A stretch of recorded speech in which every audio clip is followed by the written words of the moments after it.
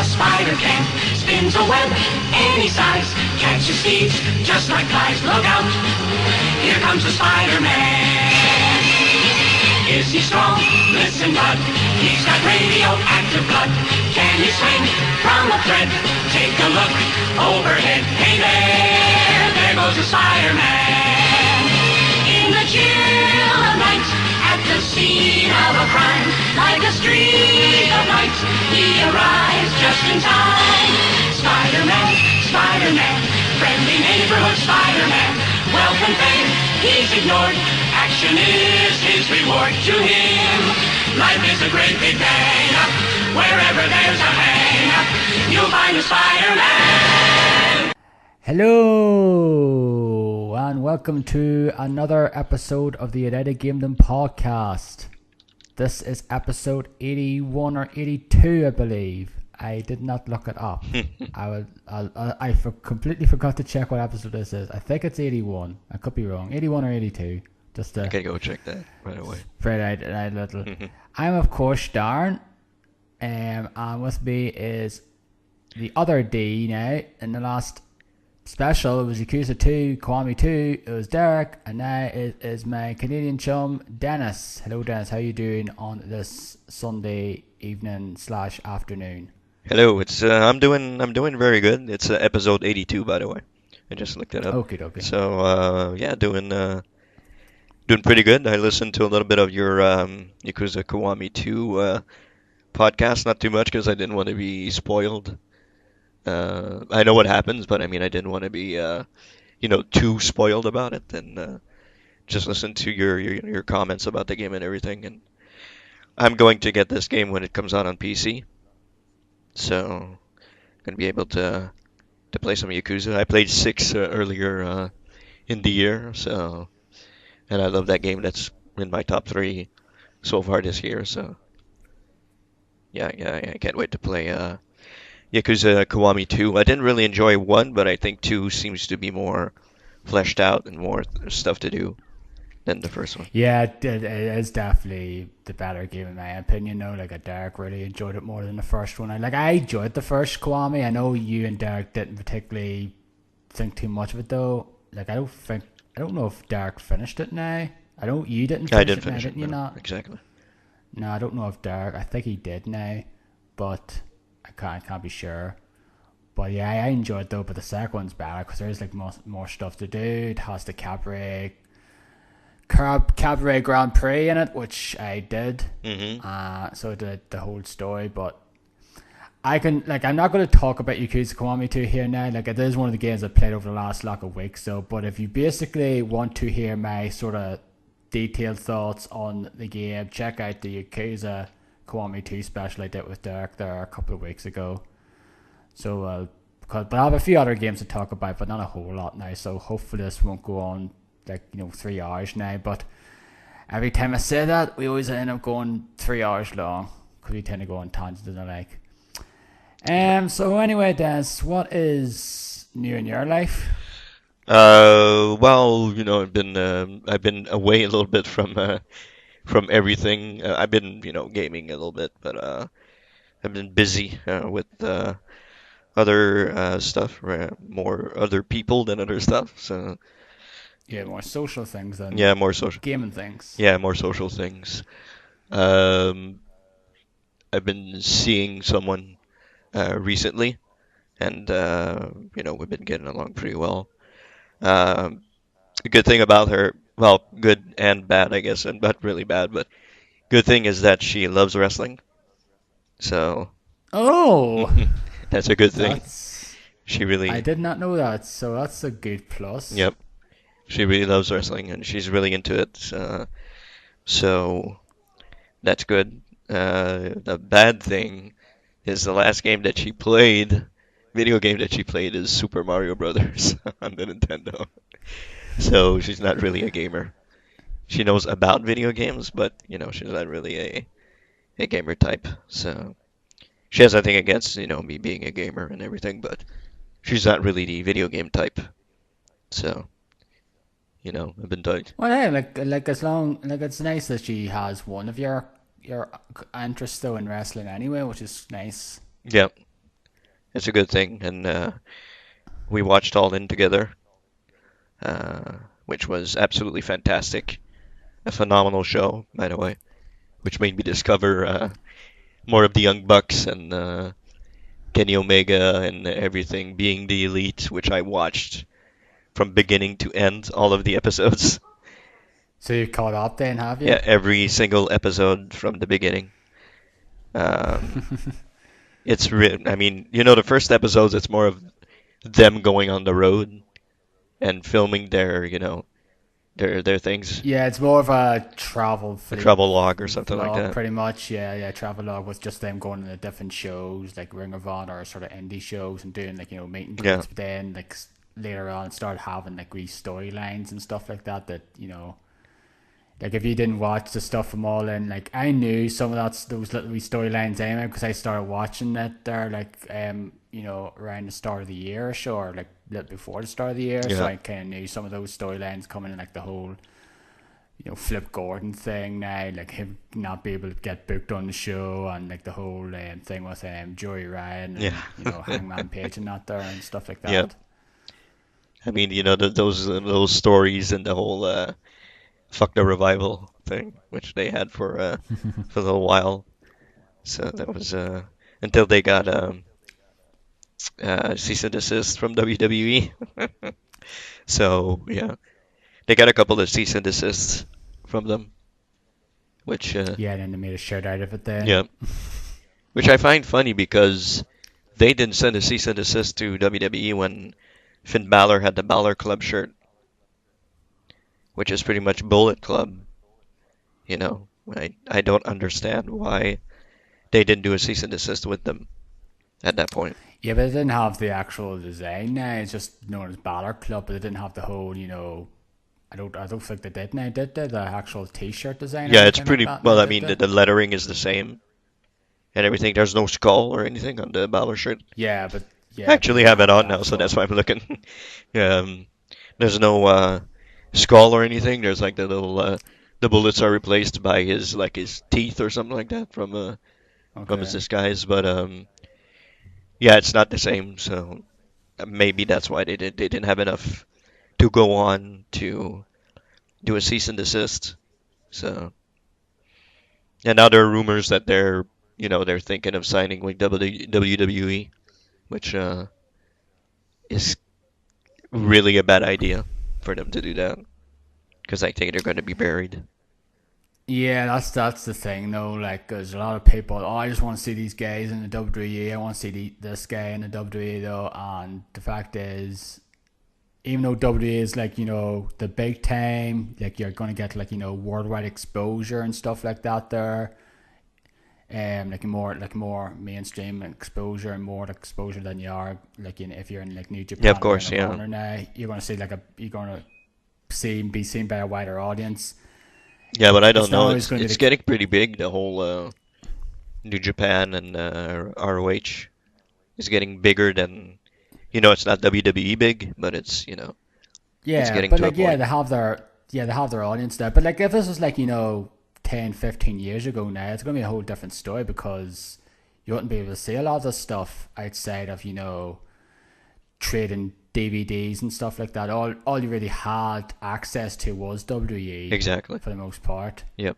And if you wanted to watch Ring of Honor, you pretty much had to either be near an area where it's a live show, or go online and find people who selling the DVDs or the tapes and stuff like that. But nowadays, like a lot of stuff is accessible elsewhere with like streaming. Like Ring of Honor has its Honor Club. You can watch a lot of its old stuff down there. New Japan, TNA or Impact has some of its old stuff and its network and stuff like that. It's just on like a lot of the indie shows now have their indie promotions have their own kind of streaming services like Progress Yep. and ICW and shows like that. Now it's just a whole lot more easy or now to access, and find your favorite superstars and say, oh, where are they fighting next, where are they wrestling next, and stuff like that now. Hmm. So it's not always the end all be all now. You just go straight to WWE now. And like the fact is, like WWE, like you don't know what's going to happen there. Like a lot of people have gone there. Some have, done pretty good for themselves, Yeah. like AJ Styles and the like, but other ones have gone and, pretty much floundered. Yeah, like Finn Balor and So they have, Gallows and Anderson. yeah, yeah, So they like pretty that, much like disappeared. Balor, like yeah, Finn Balor like was doing well in NXT, and like he was getting pushed when he jumped to the main roster, Hmm. but unfortunately, I said to myself, like sort of thought that injury was the worst thing that happened to him Yep. because he came back and he's never been that high again now. Like he hasn't had a belt since then. He's had like some good matches and like with Seth Rollins and the like, and but he hasn't had that like big push again though, and that's just a damn shame. Yeah, exactly. That pretty much destroyed his push. But I mean, guys coming from the outside of WWE don't really necessarily get the biggest pushes like Shinsuke and Asuka. They don't get really anything big as a push right now. Like Asuka was doing very well when she was in NXT, undefeated and everything, and all of a sudden, well, she goes to WWE and everything goes sour. Everything. So that sucks for her because she's really good. Yeah, that's the thing though. Like once she lost her streak at WrestleMania, that was pretty much the end of it. Yep, pretty much. They pretty much And destroyed her she's character. Now they have her doing some tag team stuff with Naomi, which she will probably become the tag team champions or something with Naomi when they introduce the women's tag team championships.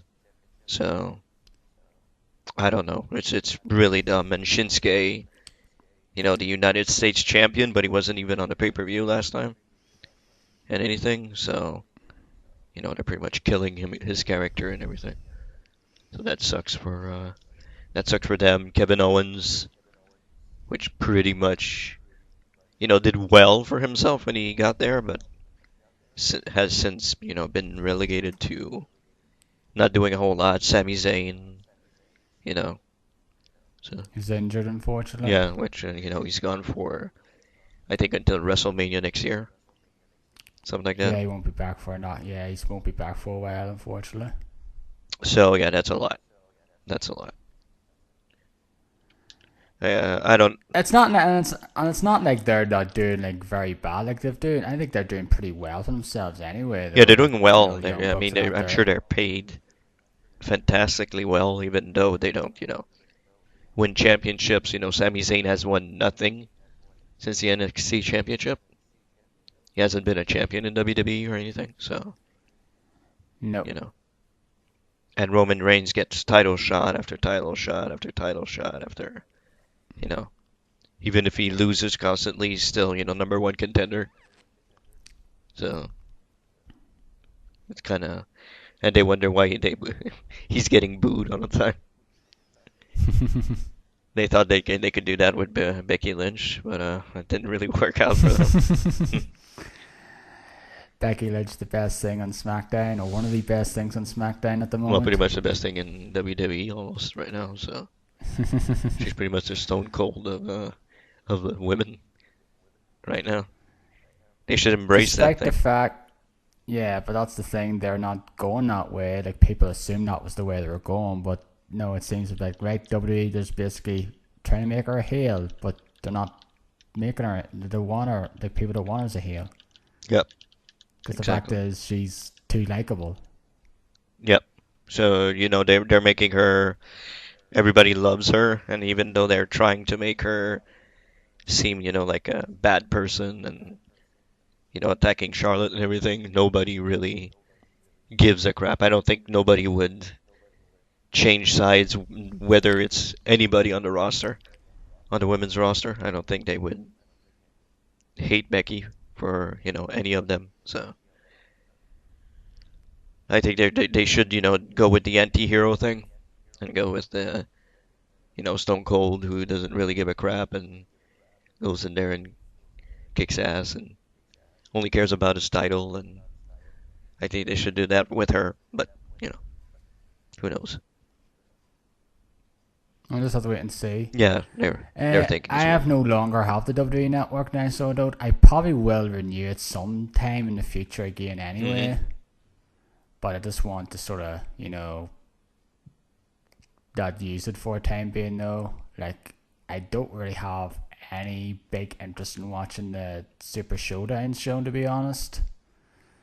Like the Evolution show, I'm interested in watching it. Hopefully it's good now, but I don't know what matches are going to be on it now.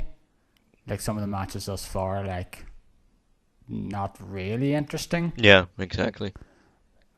And like the whole thing, the Crown Jewel show, which is like another Saudi Arabia show, and the fact of the matter is, apparently it's going to be Shawn Michaels going to come back there and do a tag team match with Triple H against Undertaker and Kane, which, because a big pile of money came rolling his way to come back out of retirement, and heck, like, yeah, like if you were paid like $1 million or a couple of million, whatever it is, you kind of would take it as well. It's like, heck, I'll take it. Even though he said he would never come out of retirement. Yeah.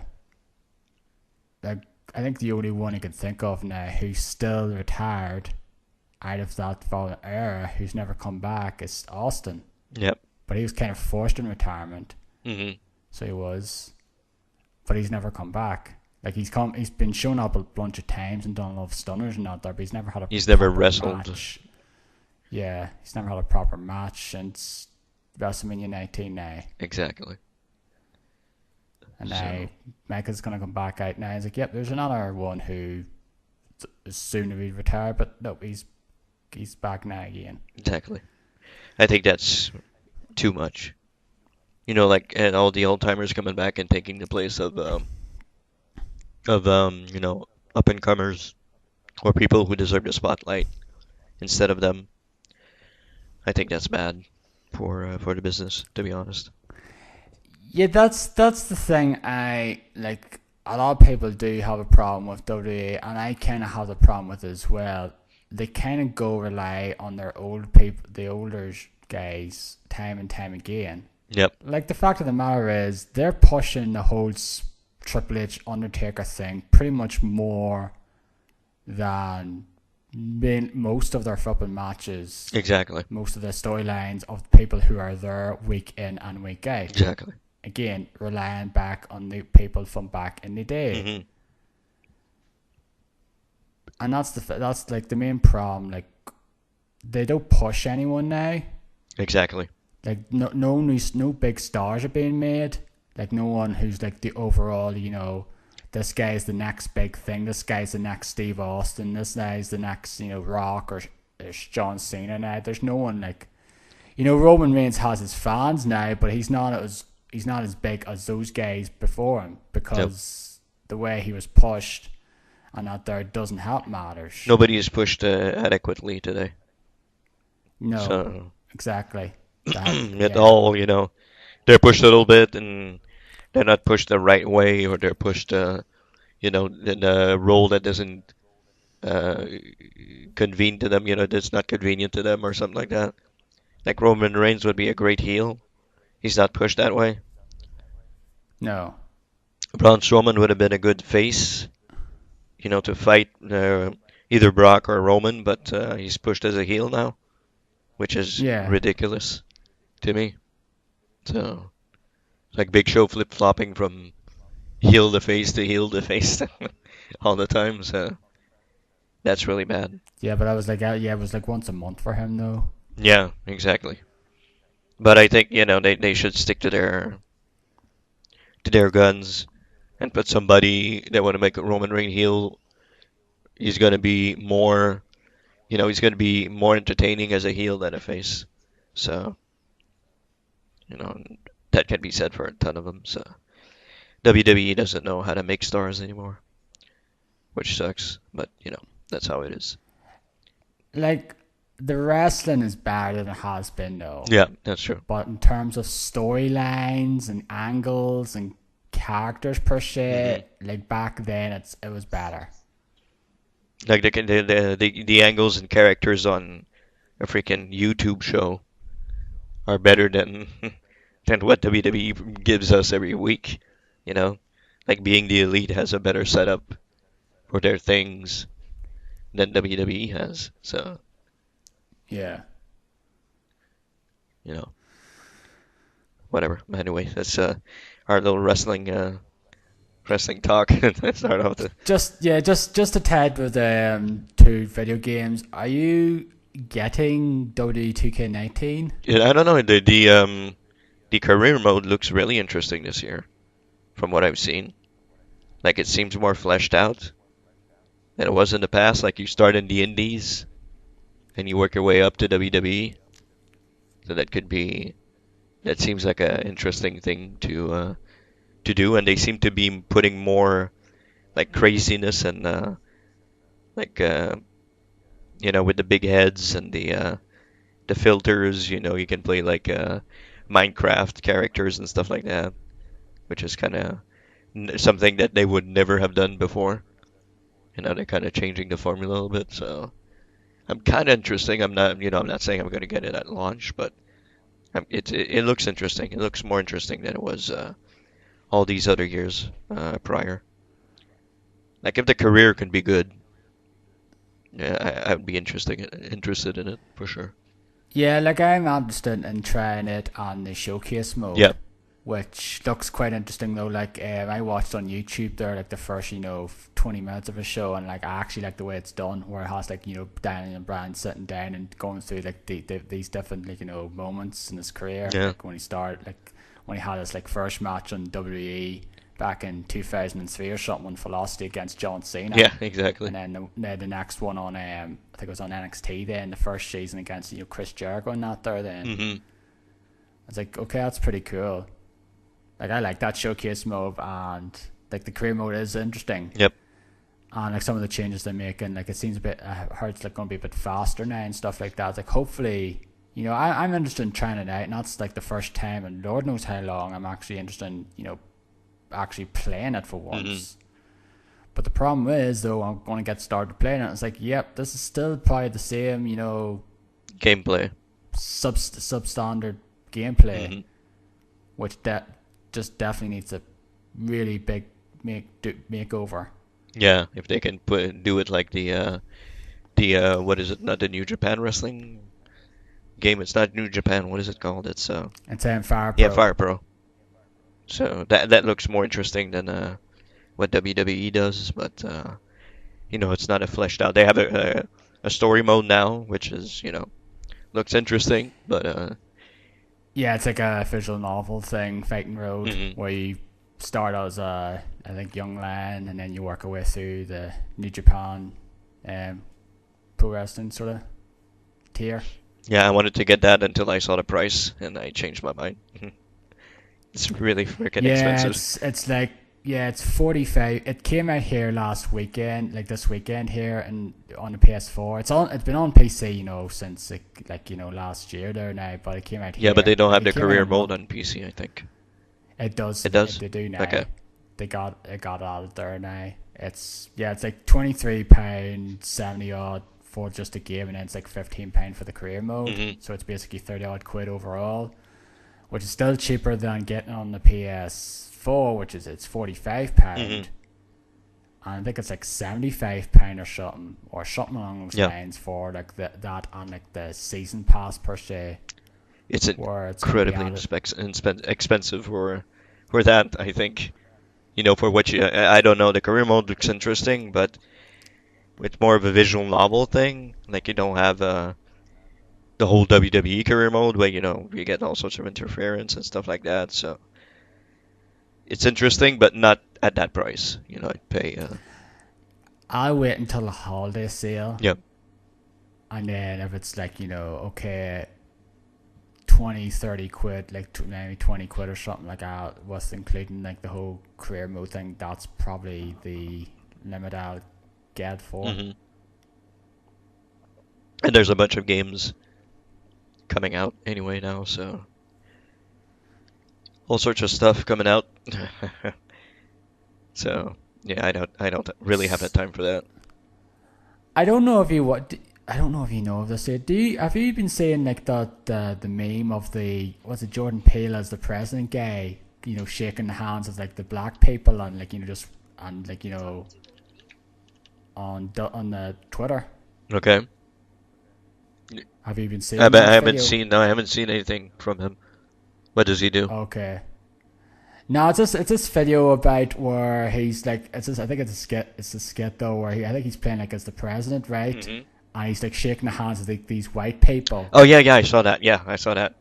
Yeah. Yeah, and then he's like going like all buddy with the black people. Yeah, I saw that. Yeah. There was one with the WWE games.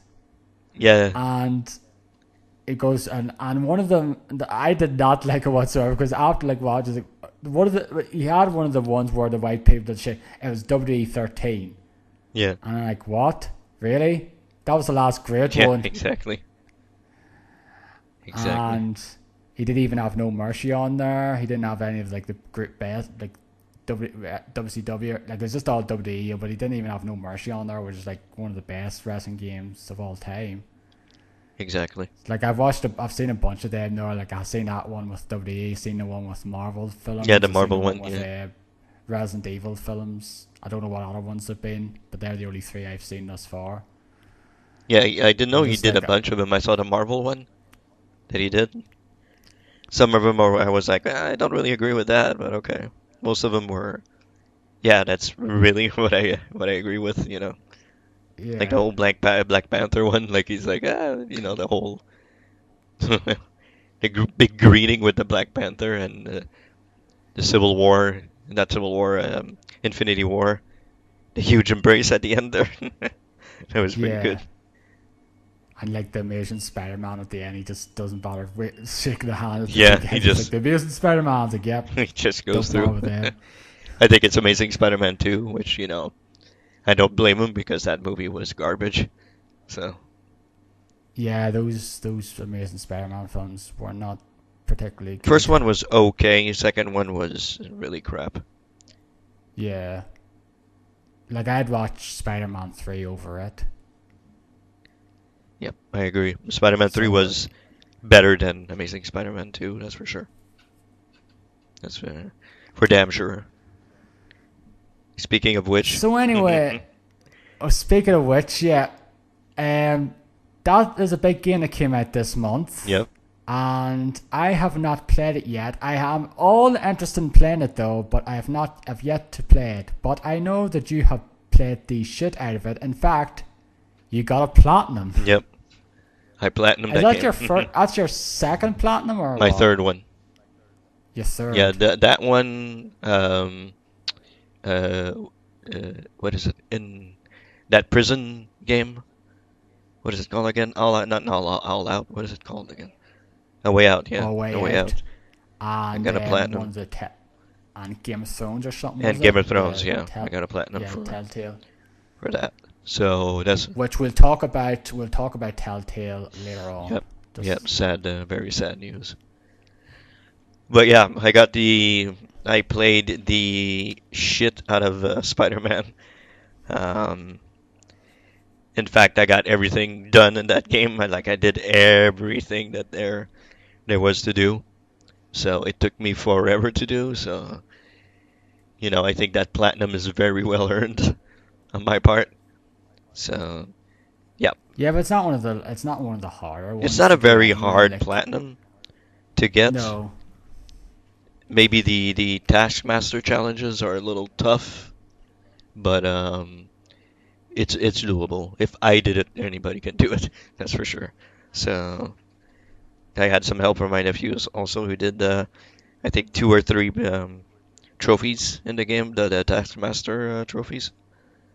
Okay. So yeah, I mean the Taskmaster stuff is probably the toughest thing in that game. The rest is pretty. It's a lot of come and go. Like it's a lot of collecting backpacks and doing crimes everywhere in the city. You have at the beginning you have just regular crimes, and then you have the bad the main bad guy Screw. No, that's sorry.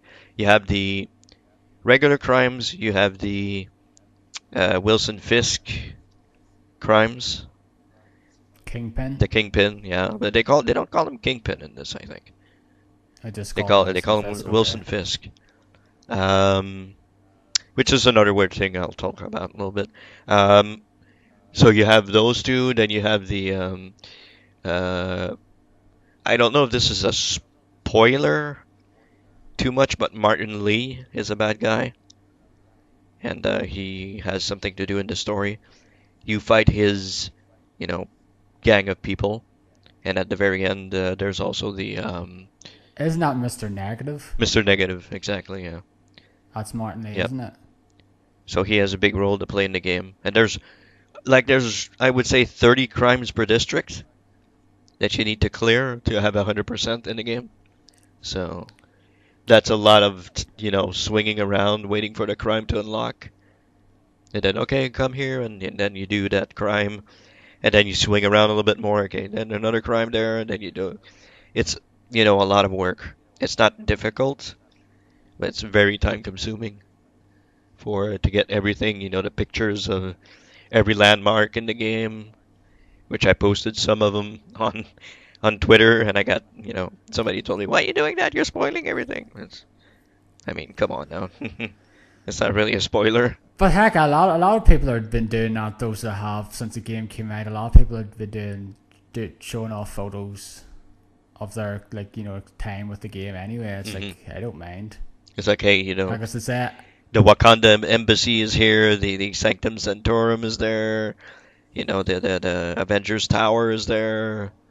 There's also some Daredevil stuff, some Luke Cage stuff, some Jessica Jones, There's all sorts of, heroes that you see and hear about in the game. Iron Fist. You don't, no, I'm sorry, not see and hear, but more hear. You don't see any heroes.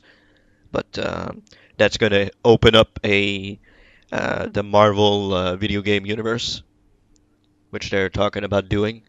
Like Spider-Man's going to be the first one to open up the entire Marvel universe for this. So okay. apparently there's going to be there's rumors that Doctor Strange will be the next one that's going to be done. Oh fuck yes. So those are the rumors going around that it'll be Doctor Strange. They want to contain it to the New York area for now, before they go on to, elsewhere in the world. But there's a lot of stuff in New York, so like everybody's freaking there. So they have a lot of. Yeah, because ever since I saw the Doctor Strange film, that's pretty much what I wanted to say. I actually want a video game of that, and if that's gonna happen, then I'll be all in for it. Yeah, that's going to be a very different game from Spider-Man, I think. That would be. It would be more of a magical, spell thing more than Spider-Man swinging around New York doing stuff Yeah. thing. So this picks up, the game picks up Peter's already Spider-Man. He's been doing stuff around at New York, saving people and all that stuff. And the first boss is Wilson Fisk, which you take down and you bring to prison. That's not a spoiler. That's in every freaking trailer that's out there anyway. So, you bring Wilson Fisk to prison, and then other stuff starts happening around New York. And then you confront the Sinister Six at one point, and, all sorts of stuff happens. You get to see a lot of villains, which is weird, because to me in this, Norman Osborn is not Green Goblin yet. And He's the mayor. yeah, Isn't he, he's or the mayor something? of New York. He's not the Green Goblin at all. There's not even talk of the Green Goblin in this. And you work for Otto Octavius, which of course is Doctor Octopus.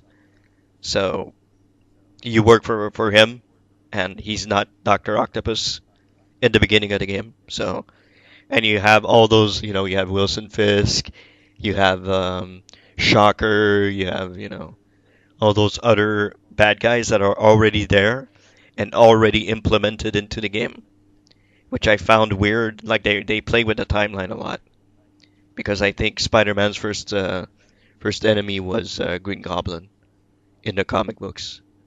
So Yeah, I believe so. so it's kind of, they play all around with the timeline. So now you have, the comic timeline, you have the movie timeline, and you have the video game timeline.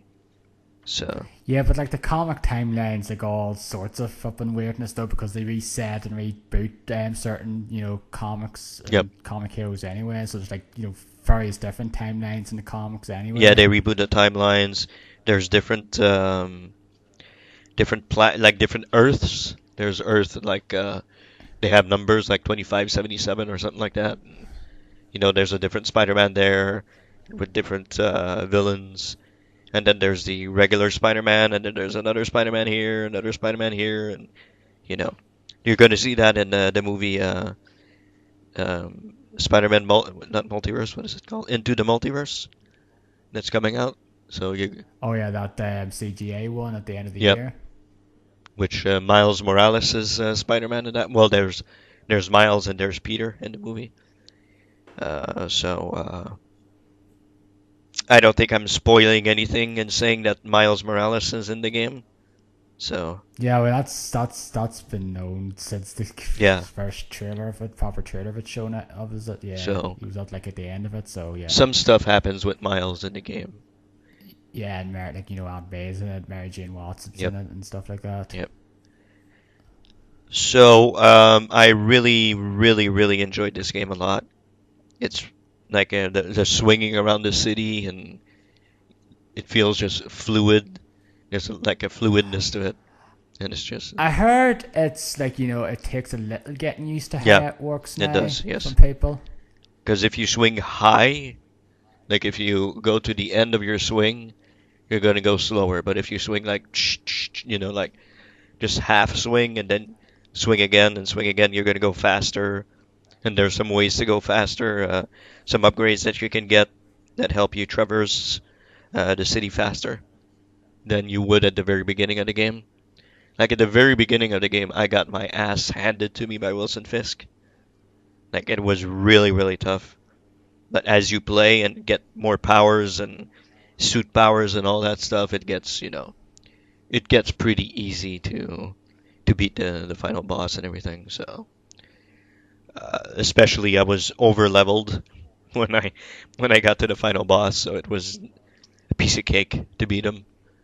So, because there's leveling in this game, there's um, putting some skill points into a tree and all that stuff. So I got all the skill points, all the suits. I got to level 51, I think, and the cap is 50. But I got to 50 plus 1, which is going to play into the DLC, which is coming out in the next 3 months. So, which I am definitely getting for sure. Um, the story is fantastic. It's really, really good. People complaining about the voice of Peter Parker in the game. I have no problem with it. I think it's Oh fuck! I listened to recent Giant Beast cast, and Dan Reich was just so fucking that no, he just hates that character. But then again, like when I was listening to it, I was like, oh, of course you don't fucking like him though, because you hated Spider-Man: Homecoming. exactly, yeah. Like everybody has to be gruff and tough for him and everything, and I mean that's not Yeah, Spider-Man. That's not who Spider-Man is. He's still a kid.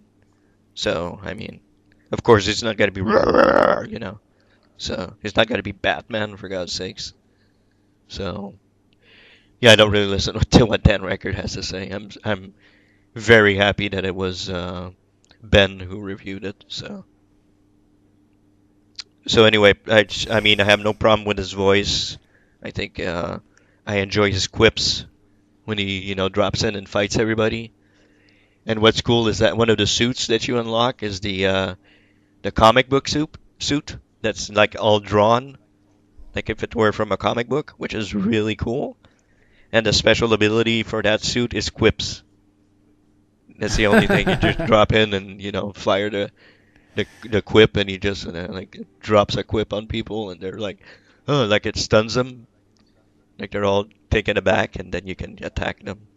stuff like that. So Yeah, like I've seen some of the suits that you can get in the game. Some of them look cool though. Like the one that's he has in Infinity yep, War, isn't it now? yep. And there's a bunch of other ones that look pretty cool. The one in Homecoming, So the very first one, and the other one. Like both of them are in there. There's some Iron Spider suits. You know, there's all sorts of there's a bunch of suits in the game. You know, I kept changing up for my suits. Like I bought the special edition, so I already had like 4 suits unlocked when okay, I started playing. So that's cool. I really love the gameplay, swinging around the city and doing stuff, and you know, even doing crimes at the very end. It got a little bit tedious, but for the most part, it was fun. Just going in and you know, like web swinging and slinging and you know, throwing people and stuff like that.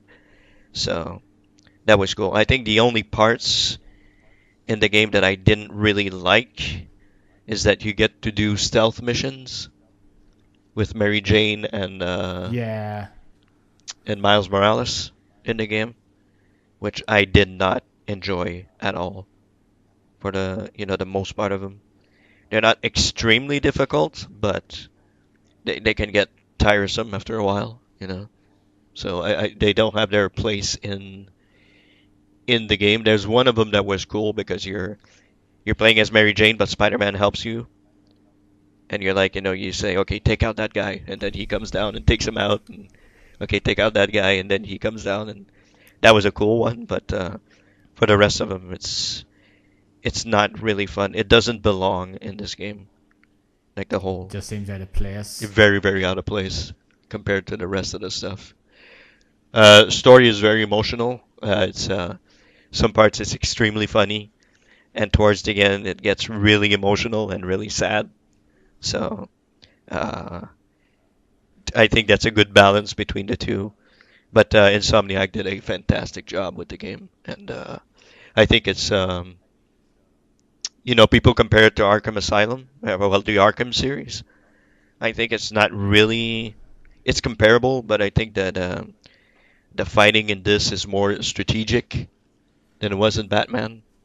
Like Batman, you just like boop boop boop, press a button constantly and dodge once in a while. In this, it's more like dodge and then use your gadgets and dodge again and do something and swing around and you know, it's more strategic fighting system than in Batman.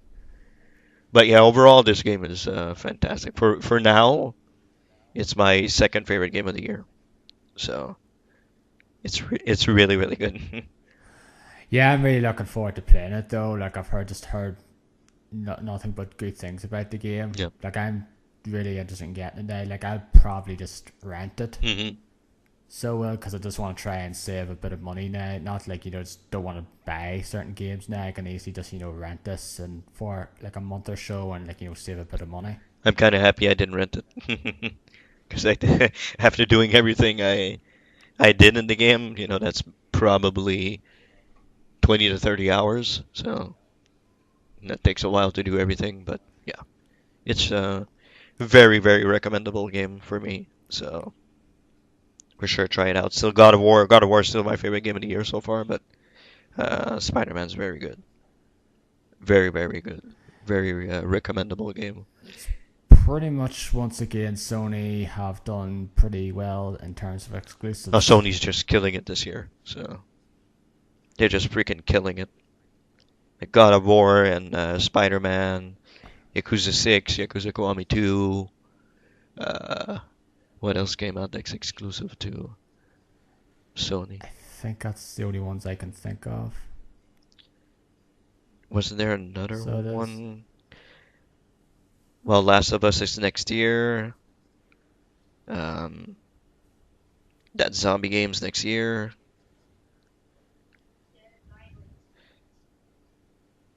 Days Days Gone, Gone. yeah. That's the zombie game. And you know, if you compare to what Microsoft and Nintendo have done so far this year, it's not even comparable. So, Yeah, like they haven't done particularly well. Microsoft, like they have Forza Horizon 4 coming out though. Yeah, which is apparently very, very good. So yes, like I played the demo of it, so I did, Mhm. and I probably it's probably about an hour or so I've played of it though, and I really and I really enjoyed it though. Like I wouldn't go out of my way and buy it now, but I'll probably end up just getting Xbox Game Pass again. Downloading the PC version Mhm. and trying it out, because I don't want to pay 50 quid again like I did the last one and play it for like a couple of hours and never play it again. Like I've done with 3, which was basically, I should have just, but that was Xbox Game Pass didn't exist for new releases back Yep. then. It was only a thing that sort of started I think this year, I believe. So it did, so I couldn't go back and download it now and pay it, play, just have Xbox Game Pass and just think. But now it's a thing, and just might as well just pay like the 8 quid a month or whatever, and just Mhm. pay it for a lack of hours rather than wasting the 50 quid there. Yeah. I've been thinking of getting it. Like I just got Tomb Raider, but I'm thinking of getting Forza also and playing that after seeing what Jeff had to say Where about it and everything. So where did you get Tomb Raider on? CD keys. Oh, so you got it on PC, Yeah, yeah. PC. Yeah, was $46 on PC. So No, I thought I just know this one if you got it on PC or PS4 now or yeah, I something. was thinking PS4, but yeah, I saw it was like half price on PC almost. So I changed my mind, got it on PC. So haven't played too much of that, but it's Tomb Raider pretty much. So I mean, I'm not expecting a fantastic story from that game, to be honest with you. I just want to play some Tomb Raider, which is always fun. Yeah, this one hasn't seemed to be getting the best of reviews. No, it hasn't seemed to Like, be blowing up anything, to be honest. Like people talk yeah, about but I it, didn't but realize it. It's actually because it's actually done by a different team. It's not Crystal Dynamics. It's Eidos Montreal that's doing it. hmm yep, I think Crystal Dynamics are busy working on that Avengers game, yep, so it's pretty much a different game. Hence, it's not probably as well received. It's pretty much like with Arkham Asylum, Arkham series, Arkham Origins was done by a different team than Rocksteady. yep, It was I think it was Warner Brothers hmm Montreal, I believe. yep. They did And that. it wasn't as well received, despite the fact I quite liked it as well. I liked Yeah, it that was game. alright. It was alright. I've enjoyed all of the Arkham games now, so I Yeah, they're have. all good. So They're all good. yeah, so there's pretty much kind of the same thing here now. I'll definitely play it though probably when it goes down in price a bit, and once I've just play it, because there's certain games I just want to play more You know, it's still than Tomb Raider. It's than a incredibly moment. fun to play. So Yeah, I'd rather play it more than I would Uncharted, for example. yeah, Uncharted has a great And story, what? but the gameplay is not that great. Not that Yeah. great. So. Yeah, but nothing really to say about Tomb Raider. Like I've played maybe 2 chapters so far, and it's Tomb Raider. So, Lara Croft causes the end of the world. So now she has to she has to undo that in the story. So, like I think in this, it's like she's a real bitch in this. For some reason, like the way they portray her. Like even her best friend that she has in the game. I can't remember his name. Not Marcus. What is it? I forget. I was gonna say Jacob, but it's not Jacob. That was the name of the guy who ended up being like Jesus or whatever in the second Yeah. one. It's not him. But But I even actually that guy forget. yells after her, like not everything revolves around you. You're not the center of attention and everything. And I'm like, whoa, okay. So yeah, she's not. She doesn't seem to be. I think they're making her up to be like a bad guy in this, or like a. I don't know how they're setting her up to be, but even the bad guys are like, "What are you doing? You just caused the end of the world. We're gonna have to fix this." And we're like, "Okay, well, So you saying she's a heel yeah, then? She's more of a tweener. She's a heel or a I think tweener. she's a tweener more than anything else. So they kind of turned her in this game.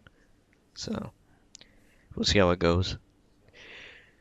But yeah, what have you been playing besides Yakuza 2? Well, I decided that I was going to sign up for a thing called Boomerang Game Rentals, which is a rental service here in the UK. Because I actually used to sign up. I used to be part of a rental service, like, a few years back now. It was Love Film. So it was a lot of years back, and I got a bunch of games there. Like, I got Mafia 2 there and a bunch of other games. But unfortunately, I forget what it was. I think it might have been 4 years ago now, 3 or 4 years ago now, where they basically said they are discontinuing game rentals. And that was pretty much the point where it's like, yep, I'm pretty much done with this now, since I had no interest in renting out films. All I cared about was renting out the games, and since they stopped doing it, then I pretty much left that aside and didn't bother then. Yeah. And this Boomerang Game Rentals I am a part of now, that's been going around for a while as well. That's been going around sort of the same time, but I just never actually, don't know, I just didn't have a reason per se to sign up for it now. But I just decided, you know what, there's a bunch of games I kind of want to play that's come out this year that I just don't really want to go and play, like, full price there or anything like that. So I decided, I'm just going to pay. I have a 21-day free trial at the moment, and after that it's like, £10.99 a month for one game, a priority game, but like have unlimited time for it. Or you can, like, there's different packages where it's the £10.99 is the one I'm on, which when my trial ends, I have one game at a time, but I can get as many rentals as I want, 8 per month. Or I can pay, like, for 2 at a time, which will be £15.99 a month. Or there's other ones as well where it's like, $3.99 or $6.99 or something, but that's more like, value. Just, it doesn't really matter which games you want to get there. But priority ones are more like, okay, if you want the new releases, you want the new release ones and stuff like that now, rather than, you wait on any time for them now. And therefore I decided to sign up for it. A bunch of games I added on there. I added Kingdom Come Deliverance. Okay. I added Metroid Samus Returns. I added Far Cry 5. I added Uncharted The Lost Legacy. And I added a game that I got. It was at the top of the list because I want to play it. And I know that you played it. And I think you talked about it on a previous episode. And that is the latest game from Quantic Dream. Oh, yeah. Detroit Become Human. I have not finished it yet, but I'm pretty much near the end. Okay. Now, the chapter I just did, you pretty much know, is like I think I am near it because I looked it up. I was like, I think I'm pretty much near. I looked at the chapters thing and I'm pretty much near the end. I'm just at the chapter where you play as Marcus, who is one of the 3 main characters you play as. And that I had to break into a store, free some androids, and then either cause a violent riot or a pacifist riot. And I done the latter. Okay. So I did. I done a pacifist riot. So I just did that chapter. So You didn't Austin Creed it? What he did a violent Oh, one, he does everything violently in this game. So. Okay, no. I'm going for the more Yeah, that's what I did also. Yeah. So yeah, I just did that chapter. I'm back with Connor again. So yeah, I think it was to beat this guy called Kamsky, I believe, because I just started that chapter now. And yeah, like I said, like pretty much people know what this game is about. It's like Detroit Become Human. It's the latest edition of the David Cage's games, which some people absolutely fucking detest. Other people who actually quite like them, they don't mind them so much. I'm kind of in that group of people. I really liked Heavy Rain. I really liked Beyond Two Souls. They were both in my top 10 of their respective years. And I was like, I was just looking forward to playing this day, and I just not as much as to actually go out and get it day one now. And and I was waiting on a price drop for it, so I was gonna wait until it was like, you know, £20 or so before I get it though. But then I realized, like, it's been out like, you know, 5 months now coming, and it's still not, you know, hasn't gone down to the price that I wanted to be. So I might as well, you know, I rent it now and, you know, save some bit of money. It's set in 2038, I believe, in Detroit, hence Detroit Become Human. You play as 3 different characters. You play as, you know, Kara, Marcus, and Connor. Connor is this prototype android sent by CyberLife to help with these investigations involving deviants, who are these androids who pretty much break their slave mode, I guess. They just break their orders and just become deviant then, and they just become free from their masters, pretty much, per se. And, you know, that's pretty much, you're going to see a lot of that in this game. Deviants, and Marcus is one of those ones who becomes kind of deviant as well. That's how the story starts, pretty much. You know, there's a deviant already on the loose, so yeah, deviant is one at the start, because that's the only, like, I haven't watched any, like, that was the only thing I really watched. That was the first chapter. Like, I didn't watch, like, I watched, like, you know, bits and bobs of the stuff, but like nothing that I would actually know what was that going on what they there. showed at E3 or something like that, I think. Yes, that was the one that showed, like, at E3, the first proper trailer. Like, there was like a teaser trailer or something, like a couple of years ago, and then that was like the first one that showed you, these are all the different choices you can make. These are all the different scenarios that can end up happening, or, like, you know, Connor sacrifices himself, or, you know, the fucking deviant, I think his name's Daniel, you know, jumps off the roof and takes the girl with her and stuff like that. Yeah, that was the first, you know, proper trailer they showed of the game. So I did that there now, and he jumped off. I ran towards him, sort of pushed him off, and saved the girl. So I was okay. There is a trophy, I know. Like, I looked at some of the trophies, and it's like one of them is like, because I know he can die a bunch of times in this. Yeah, he always comes back. thing. Yeah. He comes back and gets remade, and that's one of the trophies in the game. Whereas you have to basically all the different times you can actually get killed or something, that's one of the trophies. Just basically, it's called "I'll Be Back," which is, like, you know, kind of a reference to the Terminator. So basically, every time every chance you can to get him killed, you can. And then there's different choices now. There's Connor, there's Kara, who was basically an android who served this big Slav called Todd, and he has a daughter called Alice, who's basically a single parent. There's this wife rocked out on him, who's basically an abusive parent who shouts at his child, and then at the end kind of slaps her, and then that's pretty much the breaking point for Kara, who ends up breaking her barrier, becoming a deviant then, and sort of escaping with Alice. And she's kind of on the run then, and, you know, basically searching for help. They come across this other android, and just try to get across the border into Canada. I don't know if we can talk about it, if it's a spoiler, but what did you do with Todd? What happened? I just escaped with Alice out the window. Okay. So you just, you know, fought him and knocked him out and escaped? Yeah, locked him out the door. Okay. And then, like, you know, escaped with Alice, so I did. Okay. Did you do a different I thing? shot him. Oh, okay.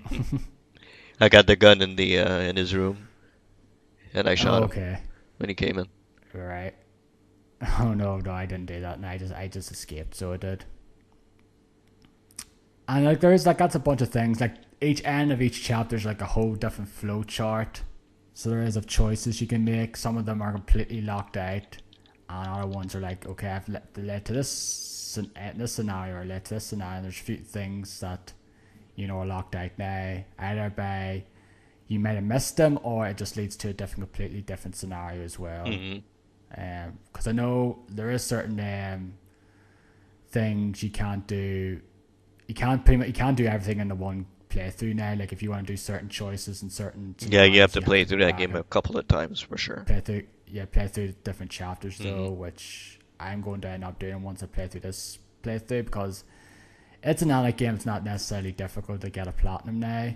So it's Yeah. basically okay.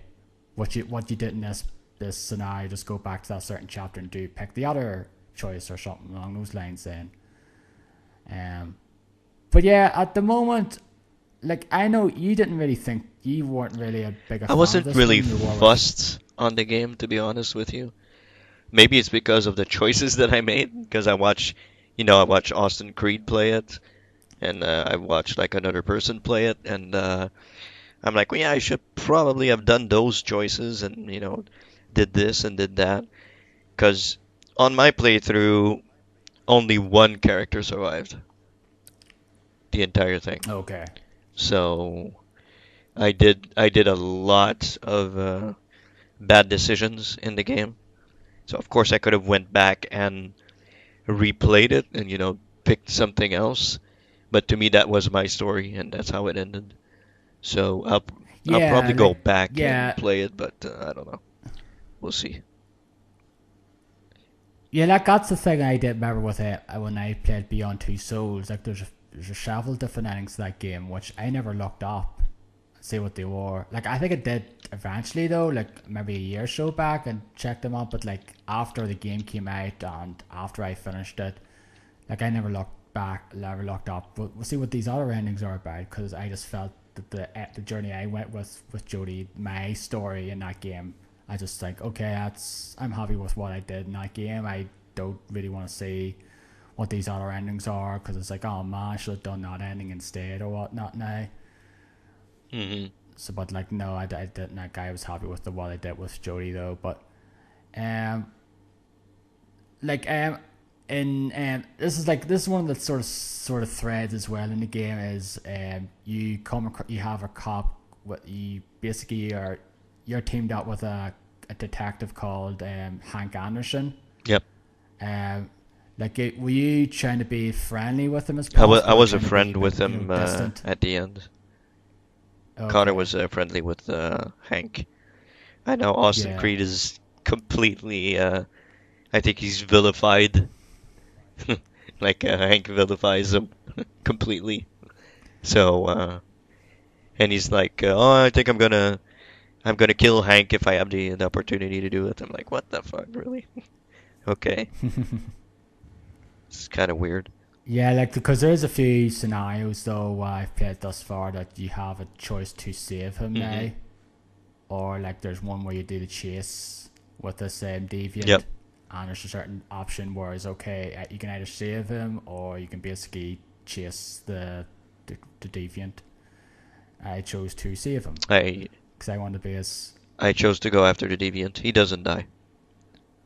He doesn't. Nothing yeah, but happens. like yeah, but I think yeah, I assume it's like because each of the characters have their links to like Connor with him though, where if you do certain things, his status of you goes up, becomes like either neutral, like a friend, or like loyalty and stuff like that. There, like so do, or if it's with Alice or you know Marcus with the team the androids he's come across now and stuff like that. Each of them have their status with you, I Hmm. guess, where they're neutral towards you, or they're more friend now and stuff like that. Where like I'm at the moment I'm like a friend with Hank, so yeah. Okay. So the I ended up at a um close friend, I think, with him. okay, Like the last time I talked to him, because Connor was one of my guys who died. So he dies. At a certain point in the game, if you do something wrong, he dies. So okay, he doesn't come back.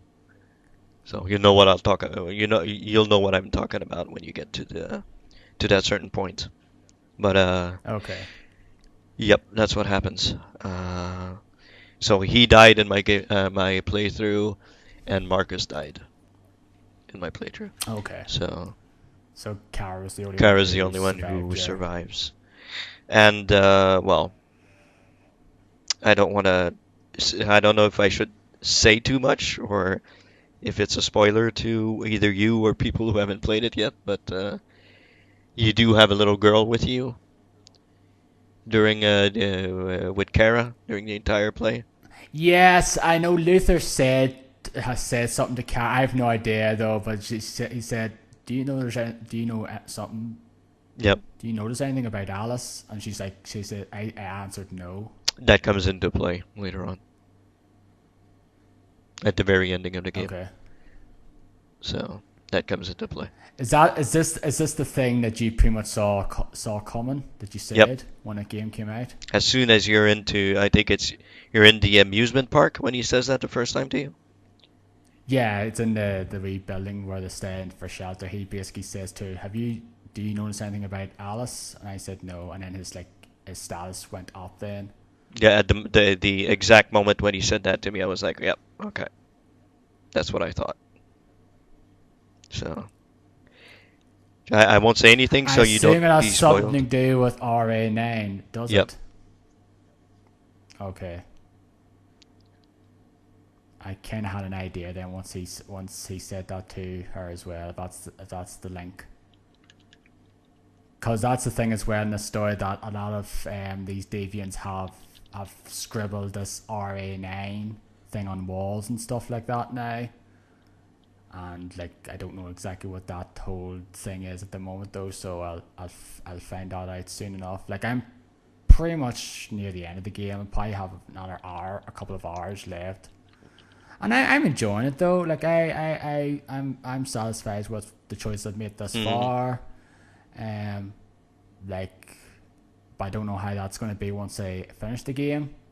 Like I know a lot of people weren't really too fussed in this game, but I just like these games though. Like I just glad they're being made. But I know people hate them. They don't like the way his writing. They don't like his writing. They don't like there's like themes and stuff like that. They're like I understand that they're like this whole Android thing, like whole Android being, are they human? Did it like feel emotions and stuff like that, and stuff like similarities to Nier Automata, but people probably assume, oh god, I was done. That whole this whole human Android things was probably done much better in that game than this one and stuff like that now, which you can probably agree with in certain aspects now, but I'm still enjoying my journey with it though. Like I do like these games. It's pretty much plays very similar to those previous games. You use the right analog stick to do certain motions, and you use the touchpad to do certain motions, and there's a lot of quick time events, which I assume you probably didn't do too great with, or Yeah, what? exactly. There's some stuff that I did miserably with, and I think that kind of destroyed my love for the game. Like why I didn't really enjoy it as much as I thought I would. I think me doing bad in it, and I think in the game also the prompts are really quick. Did you notice from like differently from Heavy Rain or other games like that? Like the prompts come really fast compared to the other ones. Did you notice that? Yeah, but that's the thing. I've done a lot of those prompts, like the quick time events. I think I've only failed like one thus far because I'm just really good at quick time events. So I don't have that problem, but I can understand someone like yourself who's not is not particularly fond of quick time events can say that Yeah. now. But like I think I've just like missed one QTE prompt thus far. Yeah, they kind of I thought they kind of came really fast. Like the prompts really like yeah, press this, press that, press this, press this, like it's like really fast in my opinion, and I that's what I didn't really enjoy about it. It's like I missed a bunch of them, and at one point if you miss too much, you die. So I ended up dying at a couple of points. Some of them you die and you restart, but some of them you die and you're done. It's a game over right there. So I see in Heavy Rain now. Do you remember what ending you got in that game? From Heavy Rain? Yeah. I don't really remember anything that way. It's been So a did while since I played that game, but I don't. yeah, did all of your characters survive, or did all of them die, or did Uh, so and so when I die? played, everybody survived. Everybody Okay. survived when I play. And did you rescue the child? Yep, like Okay. everything went well in Heavy Rain, and the other, what was it, Beyond Two Souls? Yeah. So everything went well in that game. I don't think you can lose in that game, right? Nobody can die in that and Beyond. It's either at the end you choose to go either into the You go choose go beyond, or go to with someone, or stay alone, or whatever it Mhm. was. I went to choose to go beyond. Yeah, that's what I did also. But I mean, there's no way for a character to die in Beyond, so that's kind of different from Heavy Rain. But Heavy Rain, yeah, everybody survived. Everything went well. So when I played this and everything started to go to shit, I was like, well, okay, this kind of I kind of don't like this too much. So it's mostly my fault. But I mean, the game looks great. I think the voice acting for most of it is good. Some is Yeah, really I just cheesy, really but do like the look of it. Yeah, it's like well done, but of course it's like all in motion capture stuff. So of course a lot of it's going to be looks really good. Like the whole like actor model, the models of the actors themselves, and but something like the whole lighting, like the way the city looks, so and stuff like that. Just love that whole like futuristic look. So I do. yeah, exactly. It's more futuristic. It looks really good. I mean, the game looks fantastic. Um, I have no complaints about that. It looks really good. I think that the most of the story is good. It's a little bit cliched at some points, but Yeah, it's that's David Cage, so you have to you have to be used to what David Cage does, which is pretty much cliche after cliche. But yeah, I kind of enjoyed it. I thought, I mean, I didn't hate the game, to be honest with you. If I had done yeah, more I know. Yeah, or better. yeah, I know you didn't hate it though, but you just at the end after you finished, I think you said on Twitter, you didn't really enjoy it as much as you did Beyond and Heavy Rain. You Yeah, just wasn't too fussed as much as those two to games me then. personally, it's the worst of the series of the David Cage. I haven't played Fahrenheit, so I can't really speak to that one. But I have heard it's not that yeah, that's what I great. heard also. I haven't played it, or Omnicro the Nomad Soul either. I haven't played those games. I doubt I'll ever go back to them though, because it's like Hmm. before the modern sort of Yep. David Cage games, and it'll be really bad in Yeah, comparison. apparently it's really cheesy and really really not that great compared to Heavy Rain and the others that came after that. So I'm not sure I'm gonna go back and play that one. Kind of gonna leave it to the wayside. But yeah, Heavy Rain remains the best one for sure. Hmm. Heavy Rain is like the best one of all the gang, and I think Beyond was a underrated game. I really like that game a lot. So Yeah, it was my number 9 that year, so it was. yeah, Like I enjoyed that game. Like some people were like I like some people were probably I think were a bit flabbergasted when they saw it got a 9 on yeah, GameSpot. that's right. It got a really high score on GameSpot. Yeah, and like some other people like I got a 3 on Jam Bomb, and some other people sort of kind of shit on that game. Like a guy like I think I mentioned this too before this podcast I listened to, the Computer Game Show UK one. That guy no James Farley's on it, and he played through all these games like within the last of months, and he played through Beyond. He streamed it, so he did, and he considered it to be one of the worst games he's ever played. Well, I wouldn't go there, but yeah. Like Okay. he hated it, so he did. Okay. He just found it really like boring. And there is parts of that game that are boring. Like he did. I think he went on about the whole, that part in the desert now, which I can actually agree with. Like that part where you're in I think it's Mojave or whatever it is, the desert stuff with the two, like the man, the father or the brothers, or father and son or whatever it was. That whole part, like that does go on too long. It's like at least an hour, and it should have been a lot shorter than it was. Like there's parts of that game that I can recall that were too long in length, but yeah. But yeah, it's Detroit Beyond. I was going to say Detroit Beyond Human. Detroit Beyond Human. Detroit Become Human. I'll probably have it finished tomorrow, I'll say, at the latest. Detroit Beyond Rain. Yeah. Detroit Beyond Rain. Detroit Beyond Rain. But yeah, I'll probably get Metroid Samus Returns next. Okay. Well, the thing is though, like the actual, like the trail I have on at the moment, like I can't add actual, Spider-Man or Shadow of the Tomb Raider at the moment, because if I want to get them now, I have to sort of pretty much exit the trial and make my account live. You have to wait until they become like in the trial. Yeah, till the trial's finished and then I start actually paying. Okay. Which I actually think is good though, where like, hey, just I could just get these games down, don't worry about, paying for a bit, and like, just send them back and then just cancel my trial. What new game, what new game are you thinking of getting, like paying for?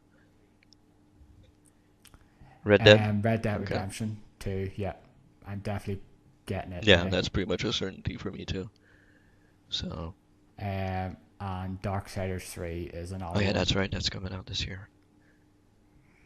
Other than that, I'm not sure. There's nothing in the horizon I really need to buy day one.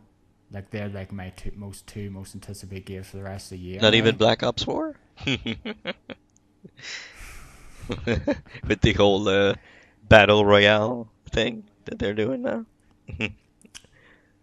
Whole battle royale. I am sick to death. I can honestly go on a bit of a rant here on the amount of fucking complete and utter waste of news stories there is dedicated to Fortnite. Oh, it's incredible. It's insane. It is absolutely ridiculous how much fucking stories, like even probably the biggest fucking Fortnite fans are probably sick to death of seeing news stories. Well, then again, they're probably not following though, but people like you and I who follow like gaming news and stuff like that now, it's like, hey, there's this new thing, there's this new thing, here's this new thing, and I don't care about Fortnite. I really don't. Yeah. I've muted it now on the Twitter, and that's the first word I've ever muted on Twitter. Really? Okay. Yeah, because I'm sick to death. I do not want to see any that game name flipping. Like it wasn't like completely overbarging, but every time, like usually it's like, because I follow like GameSpot and stuff like that, and usually and certain few other video games channels and stuff like that, and just every time just say Fortnite Season 6, Fortnite Season 5, Fortnite. Introducing pets. Okay, who cares? Fortnite. What's this random event happened in the game all about? This cube, this thing in the sky, all this stuff. It's like, I don't care. I don't care, and that's why I just don't care about that game. Like, it's incredibly popular. Yes, I know. It's pretty much surpassed PUBG and all those other battle royale games. Yeah, that game has destroyed the other battle royale games completely. Yeah, like it's pretty much the breakout game of this year now. So it did exist last year now, but this is the year it's broke. It's like coming to its own now, with its different seasons and just the amount of players who played, and like a lot of people played on Twitch and that there, and a lot of people watch it. The reason it's so popular is because it's free, so everybody can play that. It's not PUBG. It's Yeah, not, other. But if you take a look on Steam, just type in Battle Royale and take a look at all the games that come up. There's a ton of games that are Battle Royale related or have a mode or stuff like that. It's incredible how much that genre has become like the biggest thing in just a space of what, 2 years now, maybe? yeah, pretty much. Yeah, like around a year or so. It's become Like huge. like PUBG hit it big, and then everyone started jumping on. Like Fortnite hit it big, and like everyone's just starting jumping on that bandwagon now. It's like Yeah, now okay, Call of let's Duty make and yeah, and Battlefield, and let's just jump on the bandwagon now and add our own battle royale game because it sure worked for these guys, and sure it's going to work for us. Yep, But that's not going to be the case now. It's not going to work for every single exactly. game out there or every single developer out there now. The reason why, like you said, the reason why Fortnite works is because it's free. Like there is a thing you can pay. There is stuff you can pay for now. You can pay for like the battle pass, where if you unlevel up, you get more stuff like cosmetic stuff and stuff like that now. But you don't have to pay for that though. You could just pay that game for free if you like. Whereas games like PUBG, you had to pay for it, and there's other games you have to pay Exactly. for. You have to pay for, you have to pay for your Call of Duty. You have to pay for your Battlefield. As Fortnite, you just go in and play. That's it. You don't have to pay. And they're full price releases as Yep. well. Battlefield and Call of Duty, because it's not just a battle royale mode now. It's like their standard multiplayer, and when the case of Battlefield has its like single player mode, and with Call of Duty Black Ops 4 it has its zombies mode. Yep. But I'm sure there's people out there who like, if I can pay this amount of dollars to just have the battle royale mode, because I'm sure there is people out there who just rather not bother with the standard multiplayer or zombies mode in Call of Duty. It's like I'd rather pay $30-$40 or whatever it is just for the battle royale mode, rather than paying like the full 60 or whatever it is in Canada, $80 or whatever it is, or like £50 here. I'm sure there's a lot of people who just prefer it that way. Hmm. But yeah, battle royale genre, whatever, is getting stagnant. Yep. It's just getting overrun. It's overrunning And that's every mode pretty in much. there.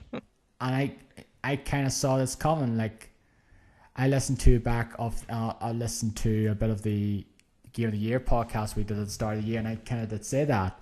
Whereas you're going to see this year overrun with battle royale games. I knew it was going to happen. To an extent, you have. Yep. Like there's a bunch of them on Steam, early access games, which will probably just start in development from this year, so they have. And it's okay, let's just throw this on here and let's hopefully it hits. Chances are it's not. Yep. So, yeah, there's a ton of, I just looked it up here on Steam. If you type in Battle Royale, there are 336 games that are Battle Royale themed. 336 games. Oh jeez Louise. That is ridiculous.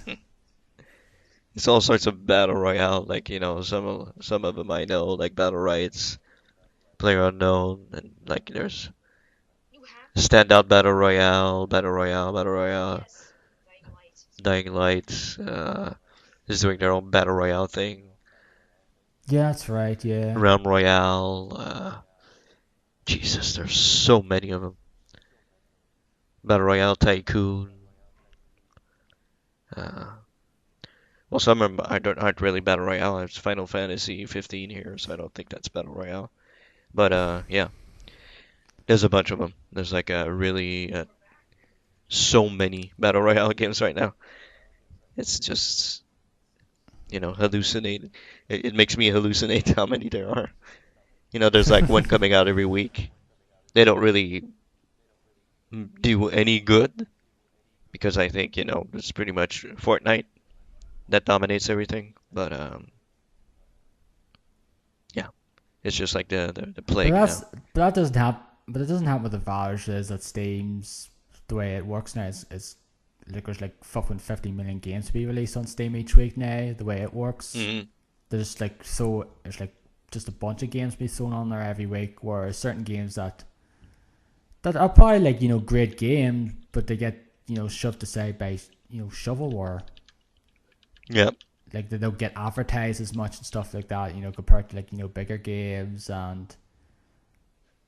Like you have to like dig deep if you want to find certain games, because just the amount of games that get released each week now on Steam is really high, and like I feel sorry for some of those ones who've worked hard on their games though, and can't get any sales or anything like that now because they're like buried under crap. Shovelware, and just because it has that theme.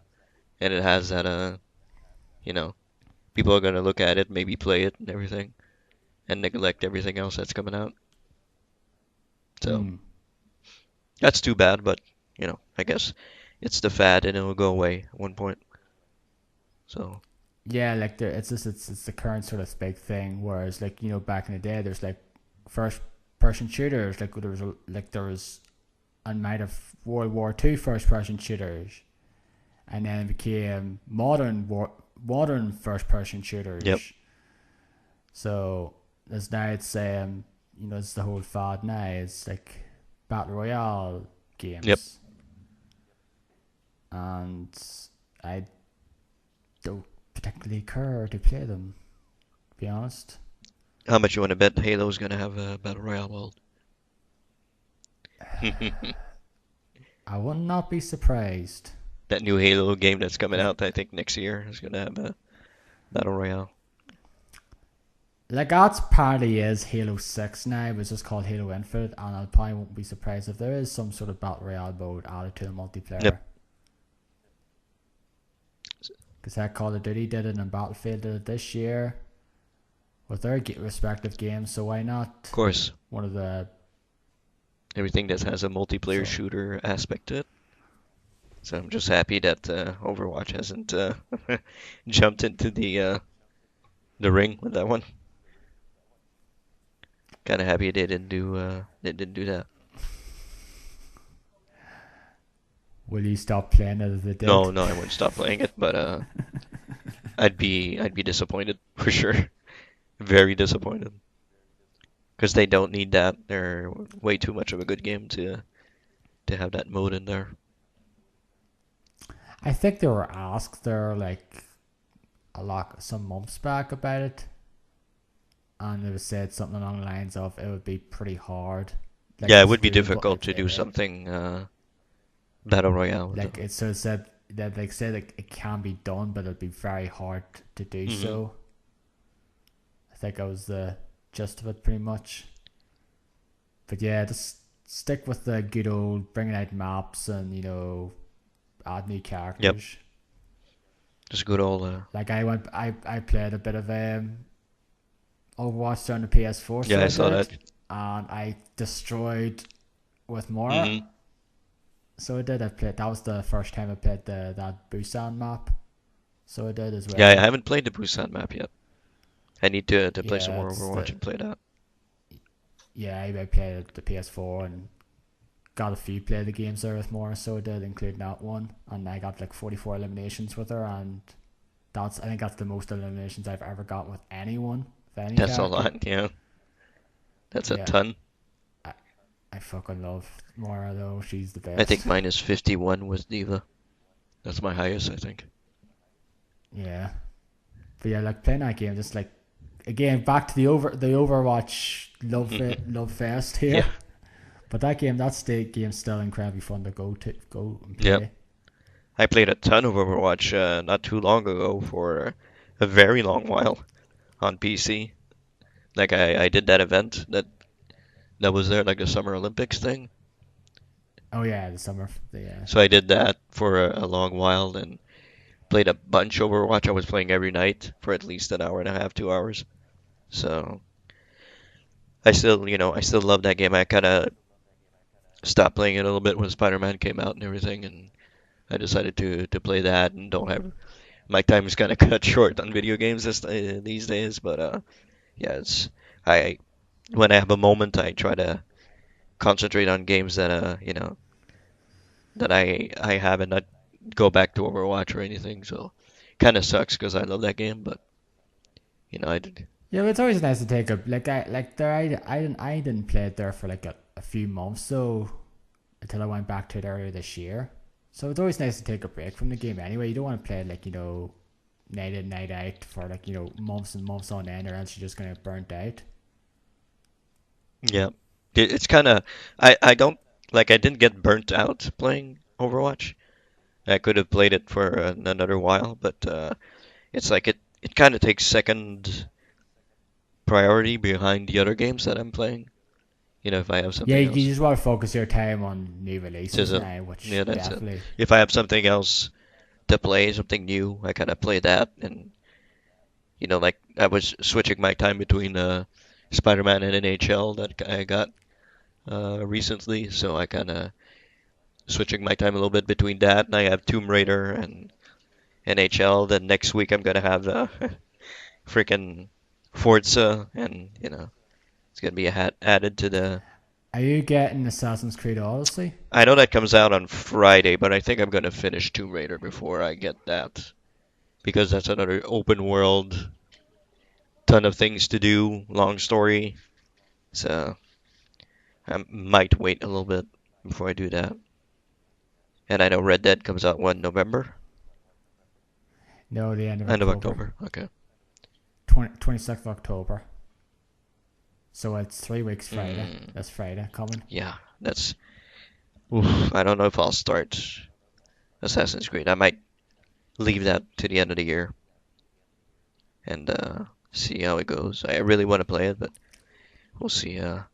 We'll see how it goes. You didn't go back to Origins, did you? Origins? No, I did not. Because I've gone back to Nino Kuni 2, so I have, because I kind of want to go back and finish it. So I do, because that was one of those games I played earlier this year. I played like a lot of hours and then kind of just dropped it. I played because God of War came out, so I did, and I just focused on playing it then, and I didn't go back to Nino Kuni at all. And I've been playing it recently, but it's been dropped for Detroit at the Yeah. moment. But I'll go back to it as well because Detroit's not like a 50-hour RPG now.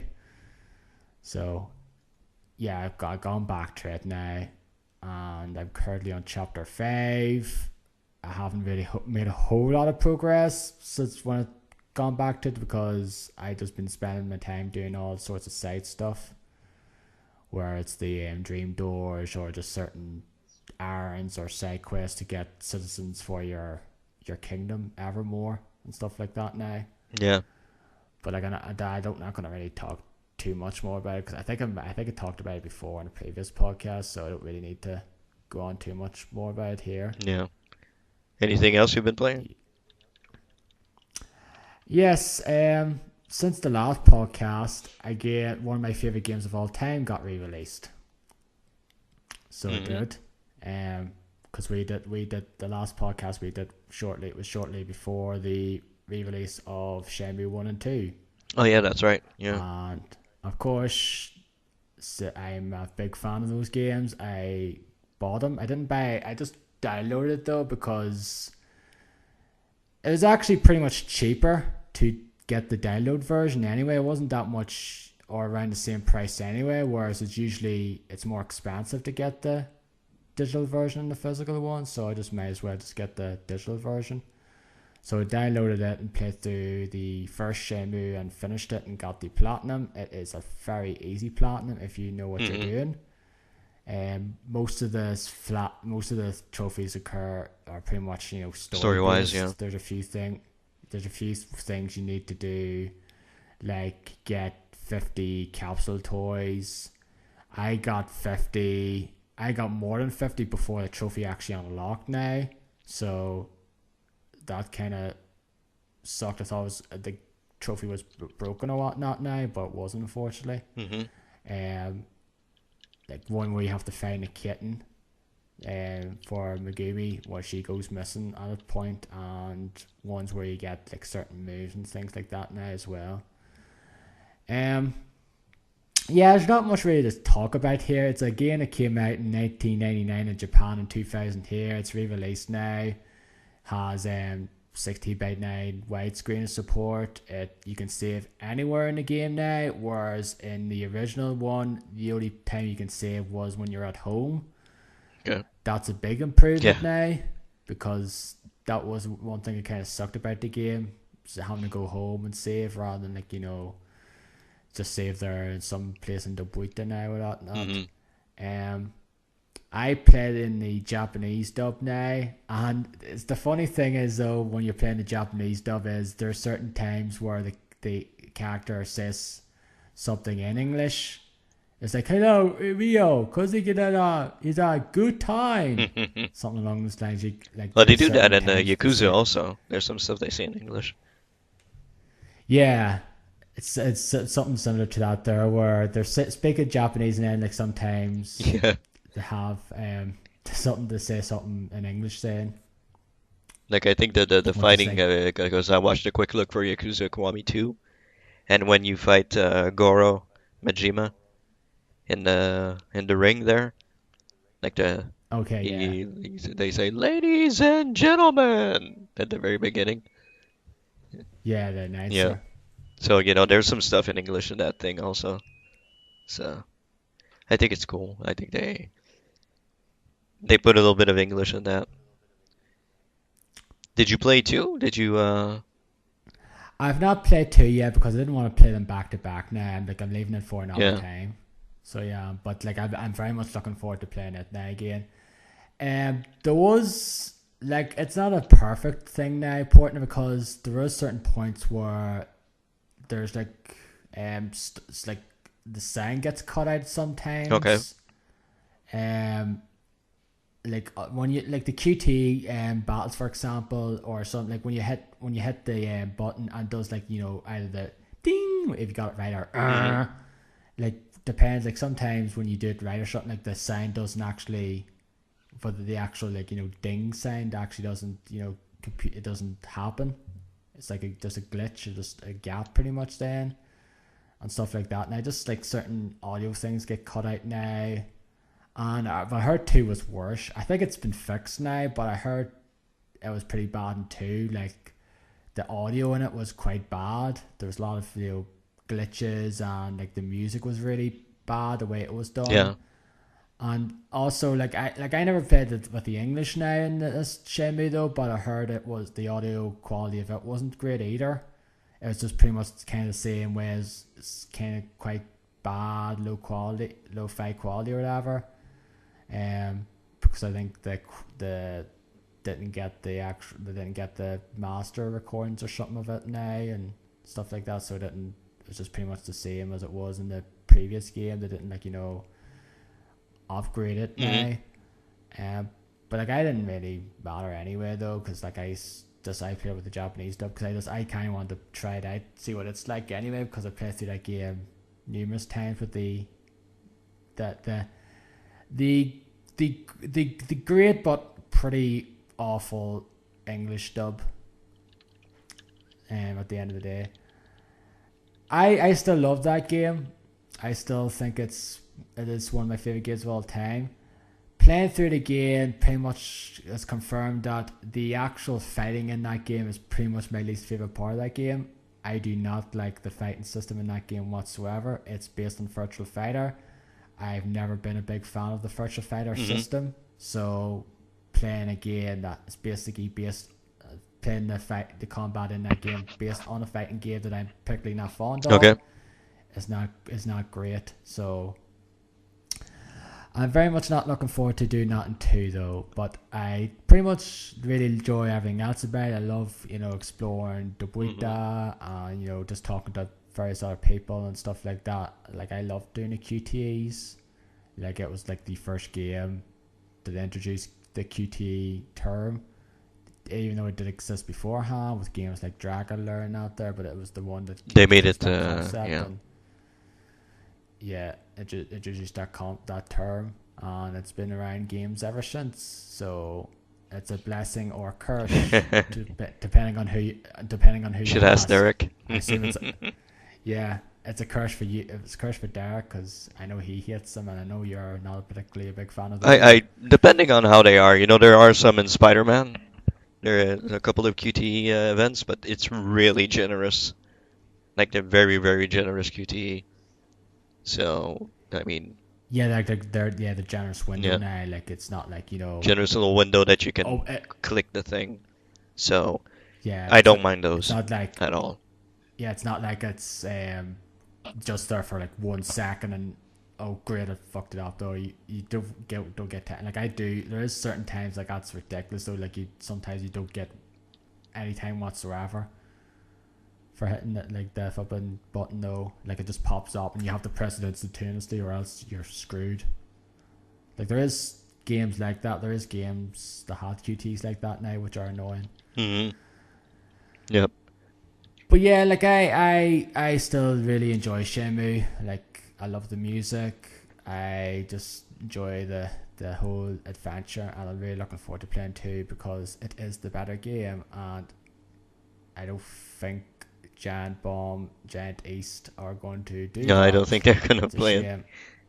Well, now Nah, they're in the Mass really would. Effect thing now, Yeah, so Mass yeah. Effects. I really hope they do sometime. Maybe sometime before 3 comes Seeing out next them August. playing Mass Effect over and over again made me want to play Mass Effect. Uh, like I was like, man, should I get Tomb Raider or should I start Mass Effect again? Like play Mass Effect 1 and 2 and 3 and not the fourth one, but yeah, 1, 2, and 3 again. And I kind of wanted to do it, but I changed my mind and I didn't do it instead. So yeah, I don't know which series they're gonna do all three of them next. I know they're doing the Mega Man thing. They're back to doing Mega Man. Well, if they finished it now, you finished They 6, finished. so Okay, I they don't know finished if they're it. going. Yeah, I don't know if they're going to go on to 7, 8, 9 and out there now. Okay. Like what series are there? There's ranking of fighters, which I don't watch. I don't really give a crap about that. Uh, I just see where they like I watched a bit of the game just to see what it is. If it's a game I don't know what because there's certain games I have no idea what they mm. are. To see what the game's like now, and then I just check to see where they put it. But other than that, I don't particularly Now care. Jeff started Tony Hawk. Yeah, Jeff Gershman's Pro Skater. There's Got a God Hand Yeah. with Ben and Jason, which I just wish it was done by. I don't really particularly care for anything that the West Coast do I nowadays. agree with you, 100%. It's like Like there's pretty much only Jeff there that interests me, and besides that, you know, yeah, that's the truth. Like I don't mind Ben per se though, but like I'm pretty much indifferent to. I don't really. It's not like one of my favorites now. Jeff's the only one I like have any interest in yeah, now. I'm indifferent to Ben, and the other three don't really, they don't float my boat at all. So Yeah, I don't, when I see this like that's Jan and well, it can't be Jan and Jason, but when I don't know when Jan is on a thing or Jason's on a thing, I'm like, okay. I don't know. They don't have the like, especially Jason doesn't seem to have the enthusiasm of the games or anything. So I don't know. And I think Brad is completely doesn't give a shit anymore. So you know, doesn't give a crap unless it's a game he really likes. yeah, He doesn't give a crap about the others. yeah, yeah. That's kind of what I feel though. Like I don't listen to the Bombcast anymore either. It's been a long time since I listened to a full episode. Like I particularly like it's just the just these crew are the ones like this has been this way for the longest time now. But they're the ones on that team I Hmm. prefer. Like I love Vinny and love Alex and out there. Like they're the only one. Like I like them. Like Dan I like though, but sometimes he does say if he has certain stupid opinions or does stupid things though. But I still like him to an extent. Yeah. I mean, the East Coast has, Vinny and Alex, whom, are my two favorite guys over there. So, Yeah. in the entirety of Giant Bomb, it's Vinny and Alex. They're like the top two. So, seeing them doing Mass Alex was awesome for me. I was like, all right, that's perfect. That's exactly what I wanted. So, I'm indifferent and I don't like Abby at all. So, that's pretty much it. I don't mind Abby, although she was annoying during the Game of the Year podcast though. Yeah. I watched some of it again. I watched like the best game discussions and it there, and it's like some of the stuff, just some of the way she was going on there, kind of irksome to some. And it's like hopefully she brings her game this year. She has better arguments. Yeah, I agree. This is very good. I like this a lot because that was pretty much her argument for everything. Yeah. It's pretty much the same argument for every game. She supported. And fighting to get Dream Daddy in the top 10. What? No. She never explained her arguments well, whereas other ones give examples and stuff like that. Like okay, like they're just have better arguments. Yeah. Se. I think the better arguments, it's Alex that always pulls out the better arguments on everything. So yeah. He has a reason behind his thinking and everything. Mm-hmm. So, anyways, Shenmue. Anything else you've been? I haven't been playing a whole lot, so that's why I'm quite silent here. So, Spider-Man NHL, like, pretty much it. Yeah, that's like I think that's. I've played Star Fox Zero. That's what I did after I finished Yakuza Kiwami 2. I was like, I don't want to go straight into another long ass game. Mm-hmm. Like I spent about nearly 40 hours on Yakuza Kiwami 2 now. Like I did the Cabaret Grand Prix, which is great. I never did it in Zero, but I did in this one.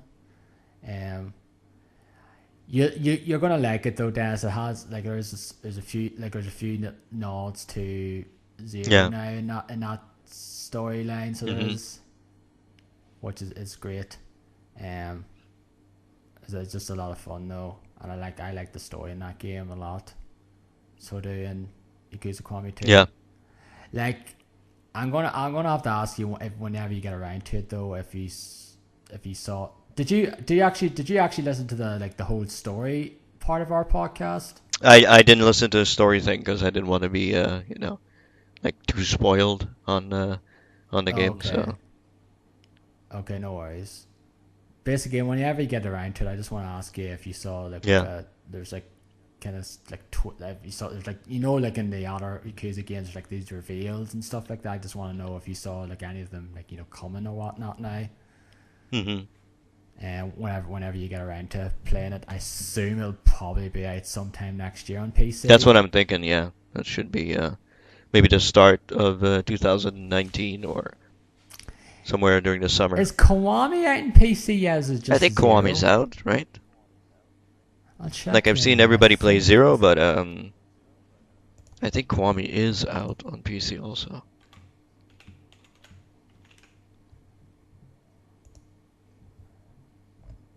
No, it's not. Okay. It's just it's coming soon. It's just Zero. That's out.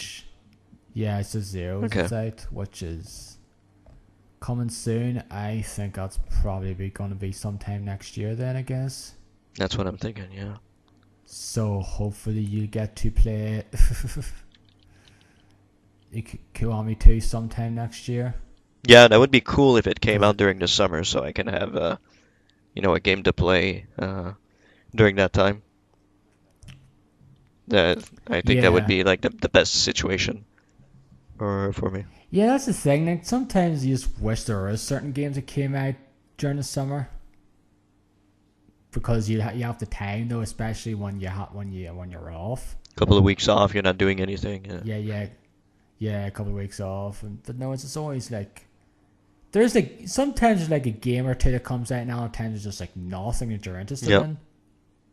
And then all of a sudden, like, yeah, the end of the summer, now everything's coming out in the fucking same time, and you have no time to play. Yeah, any it of starts with Madden, and then everything starts coming out after that.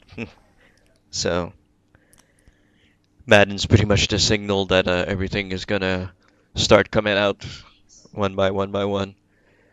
So the guy actually mentions well. I actually got Destiny 2 there on PC, the Destiny 2 Forsaken collection, and I played some of it though. I was like, yeah, I'm having fun with this though, but to be honest, I kind of wish I could just transfer my character over, because I just got to a point where it's like, don't want to restart again. I don't want to play through all this again, to be honest.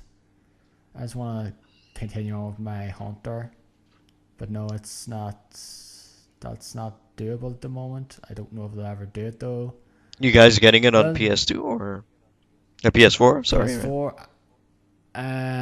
Well, I haven't got it yet though. Derek has not got it yet. We haven't. No, I haven't gotten it either. I'm waiting on you guys. No, yeah, I'll probably get it once it goes down in price a little, and then I'll get it. I was like, okay, now we can jump back into it then, because I still want to play. Like I've heard great things about it now. Like I heard it's like quite good now, the Forsaken expansion. It is pretty much like, hey, it's the Taken King all over again, where the expansion's like, great. Yep. I've been playing like things here and there, like very, very, very little, like a little bit of Wreckfest, which is very good. Except the career is kind of ugh. But the online, I never laughed so hard in my life playing the online in Wreckfest. Like everybody picks school buses. It just freaking drives school buses everywhere. Like, so it's really, really hilarious. Like the stuff that you can see, like people just fucking racing school buses on a noble track that goes round and round, and it's just school buses going round and round on the thing. It's really, really fun. I really enjoyed that. You got it on PC, don't have it? Yeah, yet? I have it on PC. I got it on the CD keys for not too expensive. I wanted to trade in the crew, but they won't let me trade it back in, so that kind of pisses me off. But yeah, played a bit of that. I played a bit of Bayonetta 2 on Switch while I was on vacation. I don't think I talked about that. So I finished one. No, you played through one when we talked about it last. Yeah. So I started playing Bayonetta 2. It's fun. I like the little challenge things that you have now in the game. That you go into challenge rooms and do those challenges, a little bit like God of War, I thought. They're in the first game. They were? Well. Yeah. How come I didn't come across those? You probably never came across a single one. There. Yeah, I haven't found those at all. Were they harder to find, or? I don't know now. Like they're these doors. I believe that they're like doors or something, aren't they? Yeah. There's some doors that you need to go through that you can do the challenge. Yeah, I think that's the thing. And was it on the PC version? Because I never came across any of those. I don't know. They should be in that version. I think they're. I forget what they're. I think they're. Yeah, but yeah, they're definitely in the first game. Okay. Because I didn't see. I don't remember seeing those, to be honest with you. Because they're just like extra mission things. They go all the way back to Devil May Cry. Okay. The first Devil May Cry had them pretty much as well, where if you entered a certain room at a certain chapter, then you enter these like they were known as secret missions, I think, in Devil May Cry, and you have to do these certain things, certain task, and then you get a piece of a blue orb, I believe, in Devil May Cry, which if you get 4 of them, it increases your life, and I think it's the same thing in Bayonetta now, which if you do it, you get like one piece or something or thing to increase your like vitality or something else, I guess. I think I did every single one now in Bayonetta 2 now, because I just looked up at a guide to see where they're at. I think I did all of them, or all of them but like one. So yeah. But yeah, they're in the first one now, and you come across them in the second one. But yeah, they're fun to do. Like, what do you know what chapter you're on? In 2, I think I'm chapter 2, or not far from the end, from the beginning. I really didn't play a whole lot while I was on vacation. Okay, so you haven't done the first Lumen stage fight? No, I haven't done it yet. No. I think that's the chapter. I think that's at the end of chapter 4, I believe. I could be wrong now. I bought Hollow Knight, didn't even touch it, didn't even play it yet. So that's another game I'll need to go back to at one point. On the Switch, was it? Yeah, on Switch. Yep. Yeah. So that's another one I need to play. Yeah, that game's awesome. Yeah, I've heard very good things about it, so of course I want to try it. And I don't know what else. What else have I played? I played a lot of Cook Serve Delicious 2. I kind of went back into I restarted from the very beginning, and because they changed the game a lot since the last time I played. Like, they added some stuff and took out some other stuff. There's new restaurants and everything. So I went back in and restarted the game from the beginning, and that game is still awesome. It's still fantastic. I really, really enjoyed playing that game. I need to go back and play through the first one though. Like, I stopped it when I got to like I think a 2-star restaurant or something. I need to go back. But 2 is much better than the first one, for sure. Yeah, I heard that's the case, but I definitely like the first one. Yeah, it's very good also. It's just one of those kind of relaxing games per se. Even though it's kind of frantic sometimes, but there's something relaxing about it. Just like, hey, just do this order. It's not. I play with mouse and keyboard. I tried playing with controller, but man, I can't play with the controller on that. I just played with mouse and keyboard. I played the first one with the controller though, but I think it's easy enough. But I'm sure it'll probably be a bit more difficult because there's a lot more stuff added to the second one now. So I'm probably have to play with the mouse and keyboard if I ever get around. Yeah, it's way easier to play with the mouse and keyboard, because with the controller you need to scroll through, the different ingredient pages and press the right button for the ingredient, and sometimes you have to press like the trigger and the button to get to the ingredient, which I thought was a big waste of time when you can do it with the mouse directly and the keyboard. So yeah, like in the first one you have to do like lasagna, some of the lasagna things, and you have to add the things in the right flipping order, or else it's screwed up. That's annoying. Yeah, that's one of the toughest things to do. There's a lot of meals that are really tough to do, but yeah, it's really fun. Like, it's not. I don't think it's a relaxing game, to be honest, but it's very stressful. But I enjoy it. I really went back to it, played some, and still love that game. Overwatch we talked about, and I don't think there's anything else that I can talk about. Anything else on your side? All I have is I just mentioned it briefly though before I think we've gone on a bit of a tangent. Is all I played was Star Fox Zero. As I said, that's the game I played after Yakuza Kiwami 2.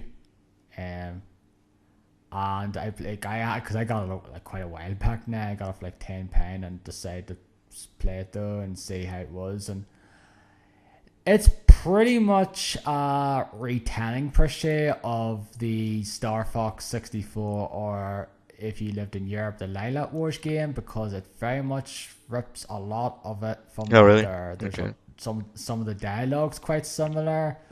There's some boss battles are pretty much out of it. I think most of the planets, if not all of them, are pretty much the same ones you do in.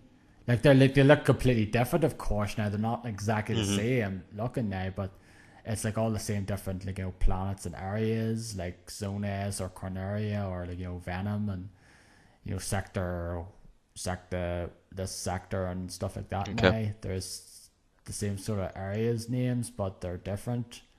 And so there's some of the story threads are the story's the same. Like, Andros is this thing, and Corneria the Scent, and the original Star Fox Key, and Peppy her James McCloud and Pigma betrays them. Pepe escapes from Andros, and then it's the new Star Fox team led by Fox McCloud to go and stop Andros. That's pretty much Star Fox 64. It's the same story here. You fight Star Wolf, you fight against Wolf and Pigma and Leon and Andrew. So yeah, it's pretty much a retelling of that story, but done in this modern game, and I liked it. I remember when this game came out, a lot of people weren't fussed on the motion controls. Like you can't play this game. I think you can play this game with the actual. Yeah, you can play this game with the actual Wii U gamepad now. I don't think you can't play with like a normal control now, or like Wii mode or anything like that now, because there are certain spot points in the game where you actually have to look at the gamepad and the cockpit mode, because if you look on screen it just has your like R wing in this kind of side angle though, and you have to look at the gamepad to look at the cockpit view, and so you know where you're actually hitting your lasers at the whether it's like a enemy or a boss or anything like that now. I know a lot of people didn't like that when it came out. Like I didn't mind it so much, for the most part. The only problem is sometimes when you actually have to focus on that there now, it's hard to actually know, because sometimes you're actually getting hit by something. Okay, how can I focus on seeing here in this like up close view where I'm getting hit by enemies now, and I don't know where it's coming from because I can't look at the actual third person view of the R-Wing itself.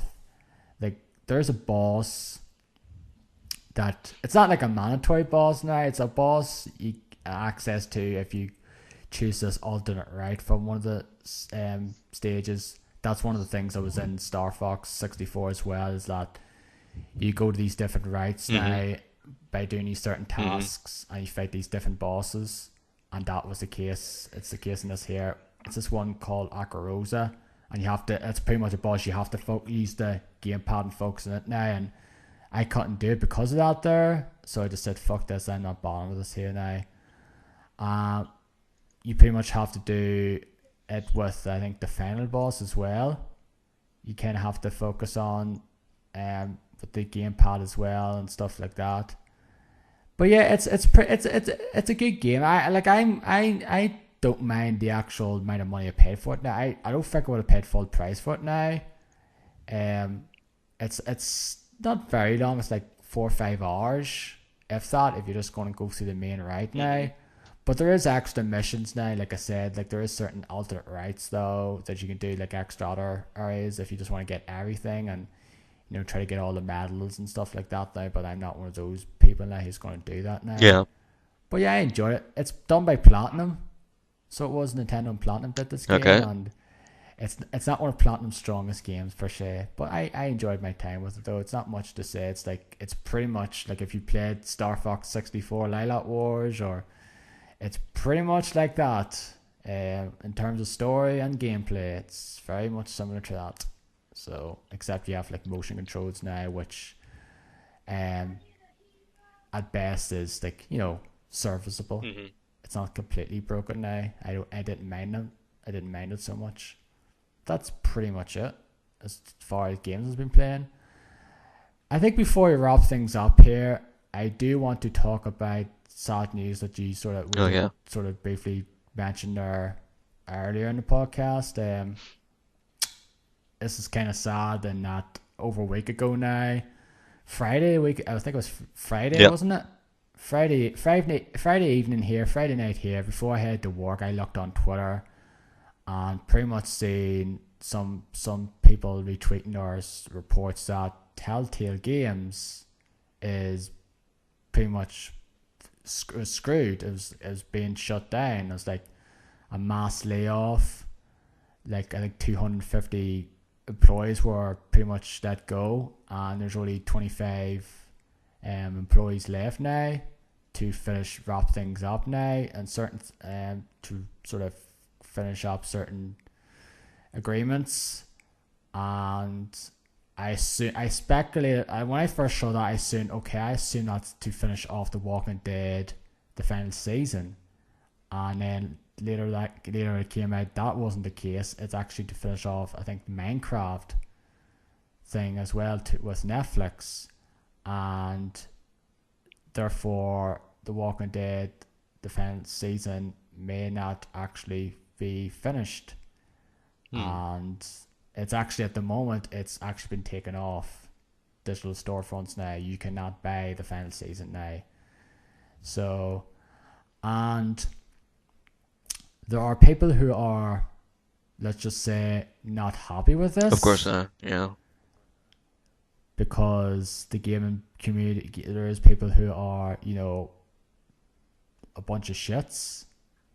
Like, I would have been, like, upset paying it though, but I wouldn't have been to the point where I fucking condemn people or go to Telltale and say, what about this here? I want this, season finished though. Like, I paid my money for this here, so are you gonna get people to finish this game and stuff like that? Pretty much not caring about the people who actually lost their jobs, who lost their livelihoods, as usual, who had to, like, their stories, like, there was a person that said that there was actually a person who started there the week before, who moved fucking country to start working there, and pretty much was all in that day is like, yep, I'm sorry to say that we are shutting doors, and all of you are pretty much let go. No severance pay, no fucking warning whatsoever. Just basically clear your desk and get the fuck out. It's pretty much the gist of it. And that really sucks for all those people who lost their jobs, though, just like that. Just like a stroke like that really does suck, though. And it is a damn shame. Like, you didn't expect, like, when I saw that there, I was like, holy crap. That must have been a worse situation than I thought. Exactly. Then. Yeah, I never expected Telltale to go out of business. That's for sure. Never expecting them to announce that they're going out of business and that they're closing doors and firing a bunch of people. And I was like, what? Why? That's crazy, Like, all the games that they, bring out and everything and all that. It's really insane to see them go away like that. Like, apart from Life is Strange, they're pretty much the only people who did stories like that, So. Yeah, Len, like, looking it up as well, like, I read, like, there's, like, this article I read a chunk of, though, when the sort of news was hitting about that this was kind of sort of seeing this coming kind of way. Like, one was done by, I forget where it came from now, but it was like, I think it was written sometime last year or late last year or early this year about this kind of, it seemed to be like this sort of thing was going to come into fruition though. Mm-hmm. Like, this was to be expected, this, and something along those lines. Is like, it's a damn shame. Like, the fact is though, that apparently the only game that actually was made money for them was the first Walking Dead season. Yep. And that every other game that came out since then was pretty much lost in money. Yeah, that's too bad. I wonder if that's kind of really why that they sort of try and bring on as many kind of deals as possible just to try and keep them afloat, I guess. But it seems that certain, ex-employees not there have come out and pretty much have said that the management there was just toxic, that people worked fucking long hours and did overtime for no overtime pay whatsoever, and just pretty much, like, worked themselves to the fucking ground. And but this is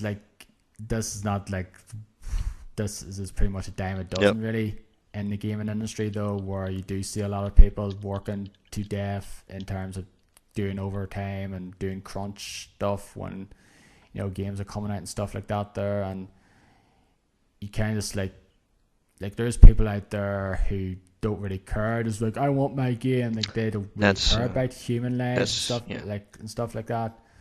But when you you have to look behind the people Mm-hmm. behind like the studio, the company itself, and realize, okay, a human's actually getting affected here. It Exactly. sucks. Like they lost their livelihoods now and they have to go looking for another But job, that's pretty and much, you know, today's civilized to today's people. It's like, hey, where's my game?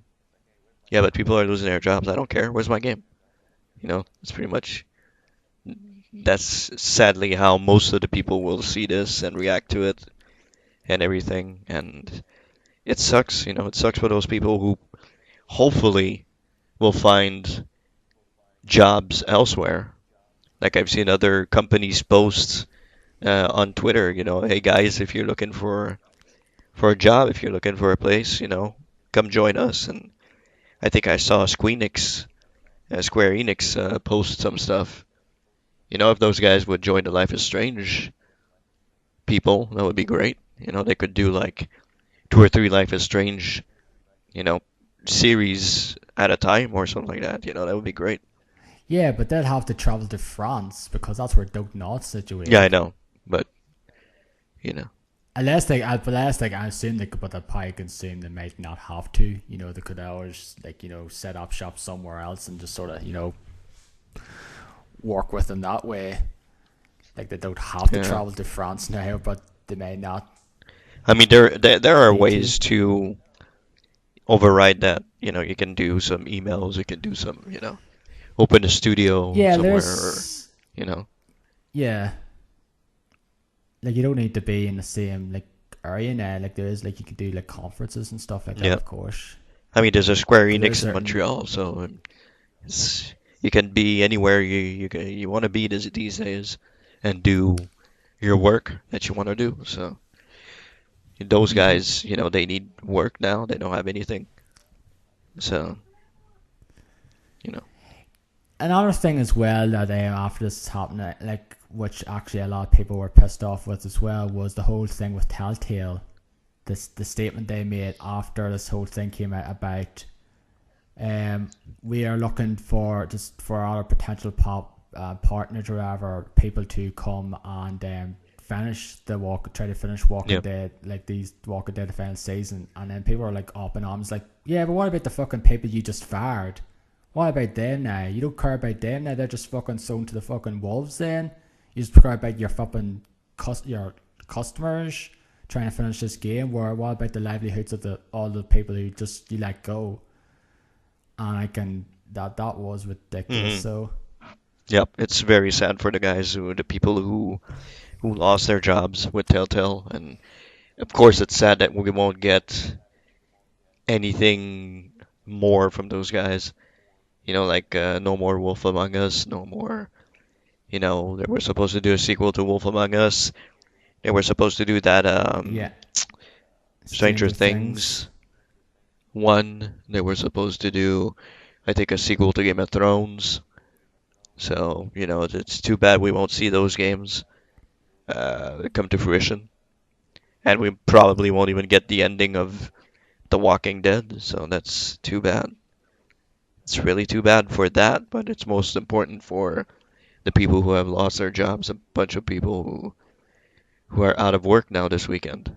So, Yeah, like they must like they didn't like. I'm actually curious to see how they sold those other games. If like I think it was like The Walking Dead was the only one that was profitable. Apparently, I think it might have been another one or something, but yeah, I don't they must know not have if the done other ones really were well.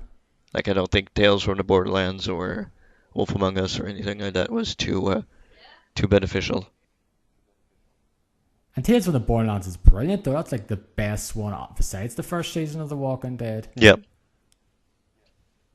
And if it didn't do so great, that's a damn shame. But it just seemed this. It wasn't like this is not a. This is not a fucking genre that's going to sell by the millions now, like first person shooter now would, or along those lines, like, or like a Call of Duty or a GTA game or anything like that. Now there, it's not going to be. It's just not though in that ballpark Hmm. now. Well, GTA, But how yeah, much money are they making with that freaking online thing per day? I think it's what, millions and millions. millions of dollars per day with the GTA Online. So, I mean, they're never gonna fucking go out of business. That's for sure. You know. So And the fact of the matter is that GTA 5 still sells. I don't know how it still sells. Like, I'm sure fucking I thought everyone on earth who cares about that game would have it by now, but no, it still fucking sells. It's still in the top 10 in here to this day, and I think it's been there for fucking since it came out back in 2013. I think it's because of the online that it sells. Exactly, though, but I thought with everyone who would have it by now, but it still sells. Like, I just don't know how. It's like the one constant in the UK gaming chart is like, okay, what position is GTA 5 this week? Yep. Because it's like the only game there, it stays there. Like all other games, like certain other games stay there for quite some time though. Like, you know, your yearly editions of FIFA and Call of Duty and the like though. But that's the one constant that's still been there forever. Yeah. And I mean, they make millions per day, so it's gonna stay there for a while. So until, you know, even I don't think Red Dead is gonna beat that. So Oh no, it's not. Although it's going to be the better game in my opinion. it probably will be better than GTA 5, but I don't think it's gonna beat it at all. You know, so unless they have a really good open world stuff, like online stuff, I mean, that you can do, which I think they have an online component in that game that's supposed to come out. Yeah, is a beta going to be beta for in November now? Which is good saying it's a beta now rather than just like, hey, it's online, because we know how it started with GTA Online, and when it came out it was a broken mess pretty much. And now it's become this big flipping, you know, now it's a mammoth, huge success. Yeah, huge it's success humongous. Like GTA is probably the biggest game, online game that I know of that's you know, that popular. So yeah, I mean, Red Dead 2 is not gonna beat it. I don't see anything in the foreseeable future that's gonna beat GTA 5 and how popular it is. So nothing's gonna beat that. So we'll see. Not even Fallout. My nephew's whispering, like singing the Fallout song. I don't think Fallout's gonna beat it. I kind of want to play. I kind of want to play Fallout, of course, but I don't think it's gonna play it. I don't think it's gonna beat it at all. No, of course not. That's not gonna beat it. So I'm interested. I'm interested to seeing. I'm interested to seeing how that Fallout game is gonna do. But to be honest with you, compared to the other Fallout games that are out, that came out before that, you know, is it gonna be better than 3, 4, Vegas? Nobody knows. I don't think they're going to have as much success as they think they're going to have. You know what I mean? Like, I think they think it's going to be huge. I think people are probably going to play that game a little bit and then fall off of it after maybe a month and a half. It just depends on how this whole online system's gonna work now, like how it is in game, because you don't know until you actually play it yourself. Exactly. Yep. I'm still anticipating that game. I mean, I'm gonna play it. I'm gonna buy it PS4 because my nephew wants to play also, and I think Travis wants to play that too. So I might get it on PS4 so everybody can play together. I don't see myself going in there as a lone wolf. Even though they put some restrictions on that people cannot attack you from anywhere and kill you. You know, they can do it, but you know, there's like if they attack you, there's like a warning that says, okay, this person's attacking you, and if you ignore it and continue running along, nothing's gonna happen. But if they continue attacking you and you ignore it, they're gonna kill you. So I don't know how that's going to work out for people. You know, it's not like GTA that you jump in and you get killed like immediately as soon as you set foot in the city, but you know, it depends. Like if you get attacked like 5 times from the same guy, I think you need to engage him in combat. And if you don't, you automatically die and respawn at your camp. So I'm interested in seeing how that's going to work out, what they're going to do with that, and how it's going to play. I'm not for the online survival stuff, but we'll see. We'll see how it turns out. So Anyway, well, Telltale, as I say, just going back to yep, Telltale there, as I say, it yep, sucks. Like, I always hate when you see gaming studios close down now. Anyway, like, as I say, it's just a very common thing happening. Like, I think recently is another, like, layoff there at Capcom Vancouver, and a few other places got layoffs as well, hmm or closed down, so, you know, like last year, was it last year, like, Visceral got shut yep, down, and, you know, it's like everyone sort of went up in arms of the EA game. So, yeah, once again, another studio owned by EA got shut down. Which one's yep. next? So, I'm curious to know if Anthem is not a big seller, are they going to end up fucking closing BioWare down? I don't know. I think BioWare has other stuff that they can fall upon, but yeah, I wonder how that game's gonna do. But I'm sure, like, but that's the thing. I think a lot of EA is writing a lot on this game, Yeah, though, to be of successful. course, of course. Like, I think they're going to try and make this their destiny, pretty That's the game much. that killed Mass Effect. It killed the Mass Effect franchise. So of course they have a lot. EA Games, they kill Mass Yeah, Effect. they've got a lot writing on that. It killed Mass Effect and everything. So oh boy. Anyway, we'll see how it goes. But yeah, good luck to all the Telltale people. Hope you find a good job somewhere and your talent is seen for what it is for sure. So Yeah. Like, I enjoyed every single Telltale game I yep, played. they're pretty. Like, I never played the original Sam and Max games, like the ones that sort of started off with. Like, the first one, I played a bit. Oh, actually, I played a bit of the first episode of Sam Max, but I wouldn't say like enough to warrant the impression. I think I played like maybe like 10 minutes or hmm so.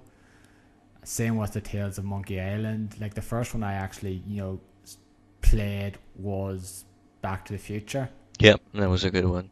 and then I played every single one, like all, like not all of games though, but all like the main sort of episodic games. Well, apart from Jurassic Park, which I heard was pretty bad. But I played, Walking Dead, the three seasons of it. I played Wolf Among Us, Game of Thrones, Batman. Actually, no, I haven't played Guardians of the Galaxy and the second season of Yeah, same Batman. here. Same here. I've yet to play them. I'll get them eventually as a bit of a shout out, although I should have been buying them at launch if this is the way it was going to Yeah. be. If I would have known, of course I would have bought them and played them, but you never know these things, you know. So it's too bad. But anyway, just thank you, Telltale Yep. Games. We'll miss you. Yep. Well, I knew you. Yeah. Well, we knew you a lot, but you had a lot of games out there, but Yeah, would have been nice to have a couple more for sure. Never get yeah, that season 2 of Wolf Among Us, which sucks. yeah. Or the ending of Walking Dead. Yep. Unless something happens, so. Like, I heard they were good though. Those first two Yeah, I know episodes. they're getting sued or something like that for that. So Yeah, there's a kind of lawsuit for like the way they've been handled, the whole layoff stuff. Like, that's, we'll just have to wait and see how it goes. I'm sure we'll be hearing about it probably in the yep, future. of course. Um, that too sort of Hmm. and next thing. Speaking of another episodic game or something, are you haven't bought Life is Strange 2 yet, Not have yet. you? I think I'm gonna wait for the entirety. of the thing to come out to get it. Play it all at the same time. Like I did with the Yep. first one. I think that's the best thing to do for now because there's too many games. If it would have come out during the summer, I would have gotten it like the first episode and the second and the third but since it's coming out right now, and there's a ton of games coming out, and I'm gonna wait. But the thing is, so it's not like it's going to be like 5 hours Yeah, I know. or whatever a piece now. It's only going to be like a few hours a piece each of those episodes anyway. But yeah, I just been that way now for the longest time now. Like, whereas I just rather wait until they all come out then and play them. I know it's like not great for them now. I'm sorry, but I just rather wait until they're all out so I can play them. Like, cause I'd just rather do that now. Exactly, me too. I think that's the way I want to go. But probably I won't be able to wait. But I kind of want to go that way also. I kind of want to wait until the whole series is out, the whole season. I'm very much looking forward to playing it though. Anyway. Yep. Apparently the first episode is really good, so it's gonna be nice to see something else on GameSpot. Yep, gonna be nice to see something else from. Oh, was it a 9 actually? I forget. I think it was an 8. I forget. Did you play Captain Spirit? Okay. Yes, I did. I actually liked it. I think I probably liked it more than you did. It was fine though. Like it was a really pleasant thing though. But I wouldn't say go and play this though. I liked it, but I wouldn't say this is you need to go out and play this now. But I was free, so I'm not complaining. Yeah, of course not. You can't complain if it's free. So it's a nice little piece of a little starting block for the next season. So that's why I'm gonna have to get it on PS4 if I want to continue from there.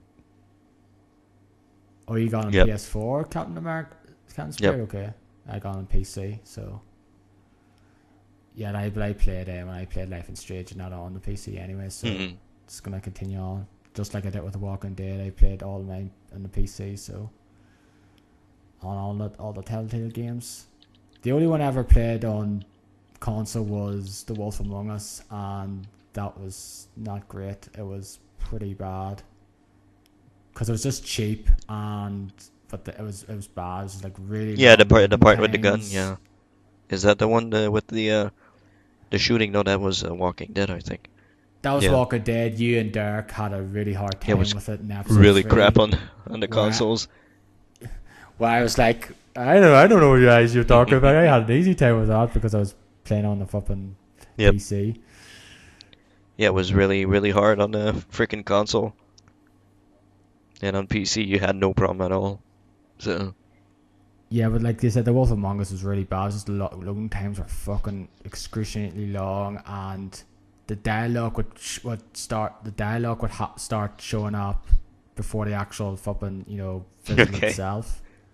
Like it'll still be in black, but then you'll see the subtitles and the dialogues going, and then like maybe 5-10 seconds later, it would pop up then the actual visual. Yeah. So it was really and did it catch up to the visual, or was it? No, the visual popped up. It wasn't sync. No, it wasn't sync. Okay, so you didn't see the. Okay. Yeah, but the actual screen itself wouldn't pop up. It would just be a black screen with the dialogue and subtitles. Oh, that's dumb. Like you'd hear the voice with subtitles and not there, but it just wouldn't pop up for 5-10 seconds. The screen, it's the characters, not themselves. Like it was a really bad port though. Like the only reason I got it was because it was cheap. It was like £6 odd or something for this entire season, and this was like a month or two after it came out. On the first episode came out. And I think I got it though, but then I just waited until all the episodes came out, and then I played it then.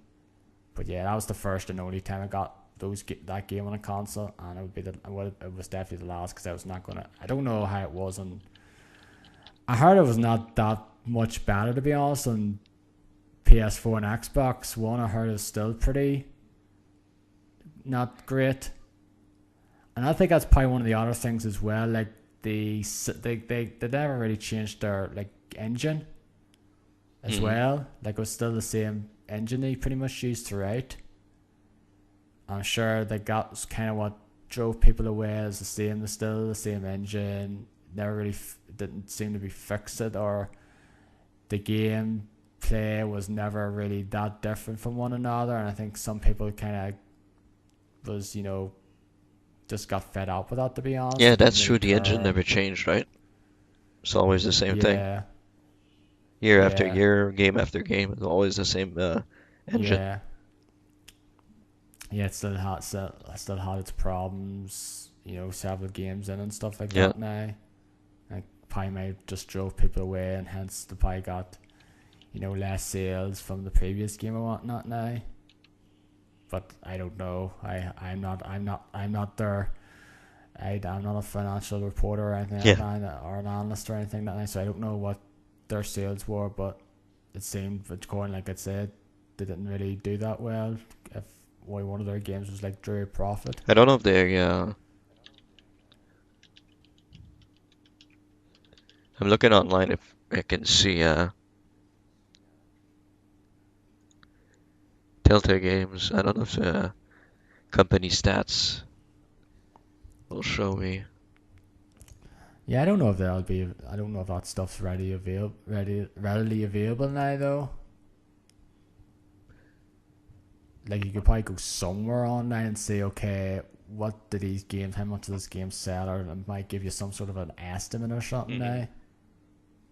But other than that, I would not have a clue.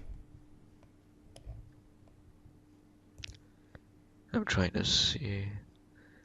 Yeah, there's a site here that I could go on to see, but it doesn't work. I don't know why. Oh, okay. Wolf Among Us Broken at sales. the moment. Yeah, if I click on the thing, it brings me back to the.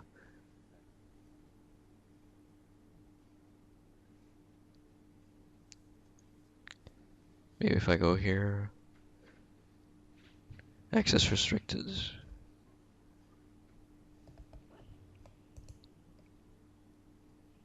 Okay.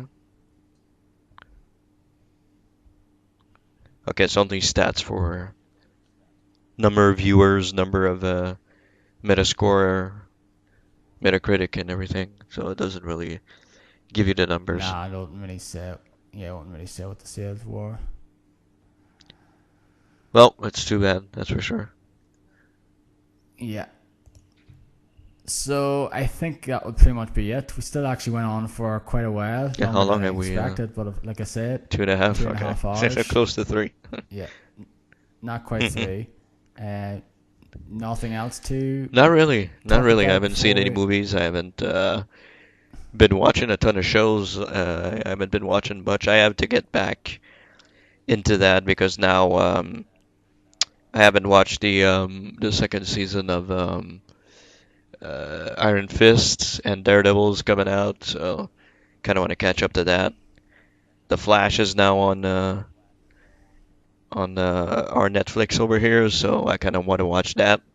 Apparently, it's a very good series. People saying it's very, very good, so kind of want to catch up to Yeah, I that. heard Owl's pretty good Yeah. as well. Arrow was really good also, so when that comes out on Netflix, I'm gonna watch it for sure.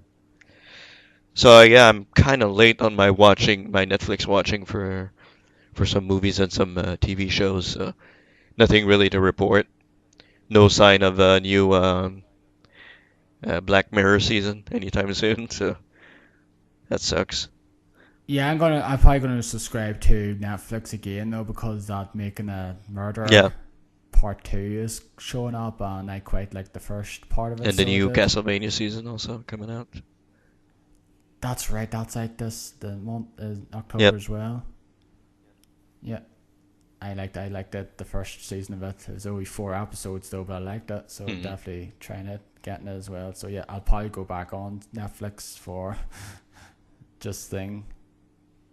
I just kind of wish it gave you some sort of, sometimes when you're going to cancel something, they give you some sort of retention offer, or it's like you stay on and you get X number of months for like half the price or whatnot now. stuff like that there. I just kind of wish Netflix would do the thing, but I think the fact of the matter is there's so many fucking people that subscribe to Netflix that you don't even need Yeah, to bother. exactly. That's pretty much it. So you have all your different Netflixes, and now VPN has been restricted pretty much everywhere, so you can't really watch it with a VPN anymore, which sucks. Yeah, because that's when I first subscribed to Netflix. So it was back in 2012. That's when it actually showed up here for the first time. And that's kind of one of the first things I did was use a VPN to access the US Netflix, because our one at the time was so fucking shite. And to the extent it's still crap though in comparison to the US one. Yeah, I think it's still crap Because compared the US to one- Canada even. So Yeah, I'm sure I think yours ones are probably a lot better now. yeah, as we got well. way Like, better these are- than 'cause it was these- before. Yeah, because you have a lot of like US shows. Like we have a bunch of US shows and stuff like that. But like we had shows on here. I wish they were still on here. Like old shows and stuff like that. Like 24 and Buffy and like all, and like a lot of current shows as well. We really don't have see Flash or Arrow or any of the more modern Marvel films. Like I think the most up to date one we have is like Civil War, and that's like 2.5 years. Yeah, we ago have now. Black Panther out here. Yeah, which will show up here in 2020 probably. That's crazy. Although they would, once the Disney sort of streaming service actually comes out fully everywhere, then I think they might be going over there then for good. Yeah, I thought they Marvel already films. had cut all of that, but apparently not. Apparently they're still bringing out the like I think Civil War is going to come to Netflix, and Infinity War, sorry, is going to come to Netflix in January, I think they're saying. Okay. So either December or January. So I'm actually curious why you get on Netflix. Though, yeah, I don't know why. And we don't till like a couple of years later. I really don't. I wonder if it's something to do with Sky here. I wonder. Maybe, yeah. Cause they show up, they come on, like they come out in the cinema, then they come out like 4 months later here, really, on DVD and Blu-ray and that there, and like streaming digital services like iTunes Yeah. and like, and then like I think it's like another 4 months or so later, it comes out in Sky, like Sky Cinema. Okay. So I wonder if that's the reason why we don't get it here. on Yeah, probably Netflix Sky until, like, gets has priority over Netflix and everything. Yeah, that's probably the reason why. Like we don't have anything It here that actually does. compares to that, so that's why we get them earlier. Yeah, I've seen that. I assume that's probably the case, though, or else we probably would get it around the same time. We'd get on Netflix, so like they do come to Netflix, so eventually though, but it's not for another year or two, pretty much. What sucks. Yeah. I think us it's what is Black Panther came out when February. February. So we got it in August, I think. So Yeah, 6 6 months. months. To Blu-ray here, I think it's 3 months, Yeah, it's like 3 months. and then usually it's in the North 6 America get it. months for Netflix. So that's not too bad. If there's a movie you're not really fussed on in seeing in a theater or paying $5 for, or $6 to rent, you can do that. Yeah, you can always wait though for Yep. it anyway. So I haven't watched Solo yet, so that might come.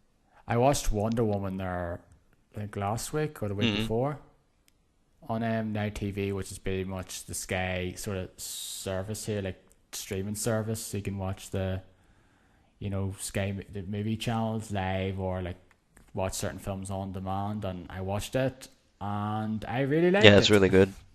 It's the best DC movie It for is sure. it's easily the best one. It's the one I could say, yep, I can see why I can see why people like this, because it was very Yep. good.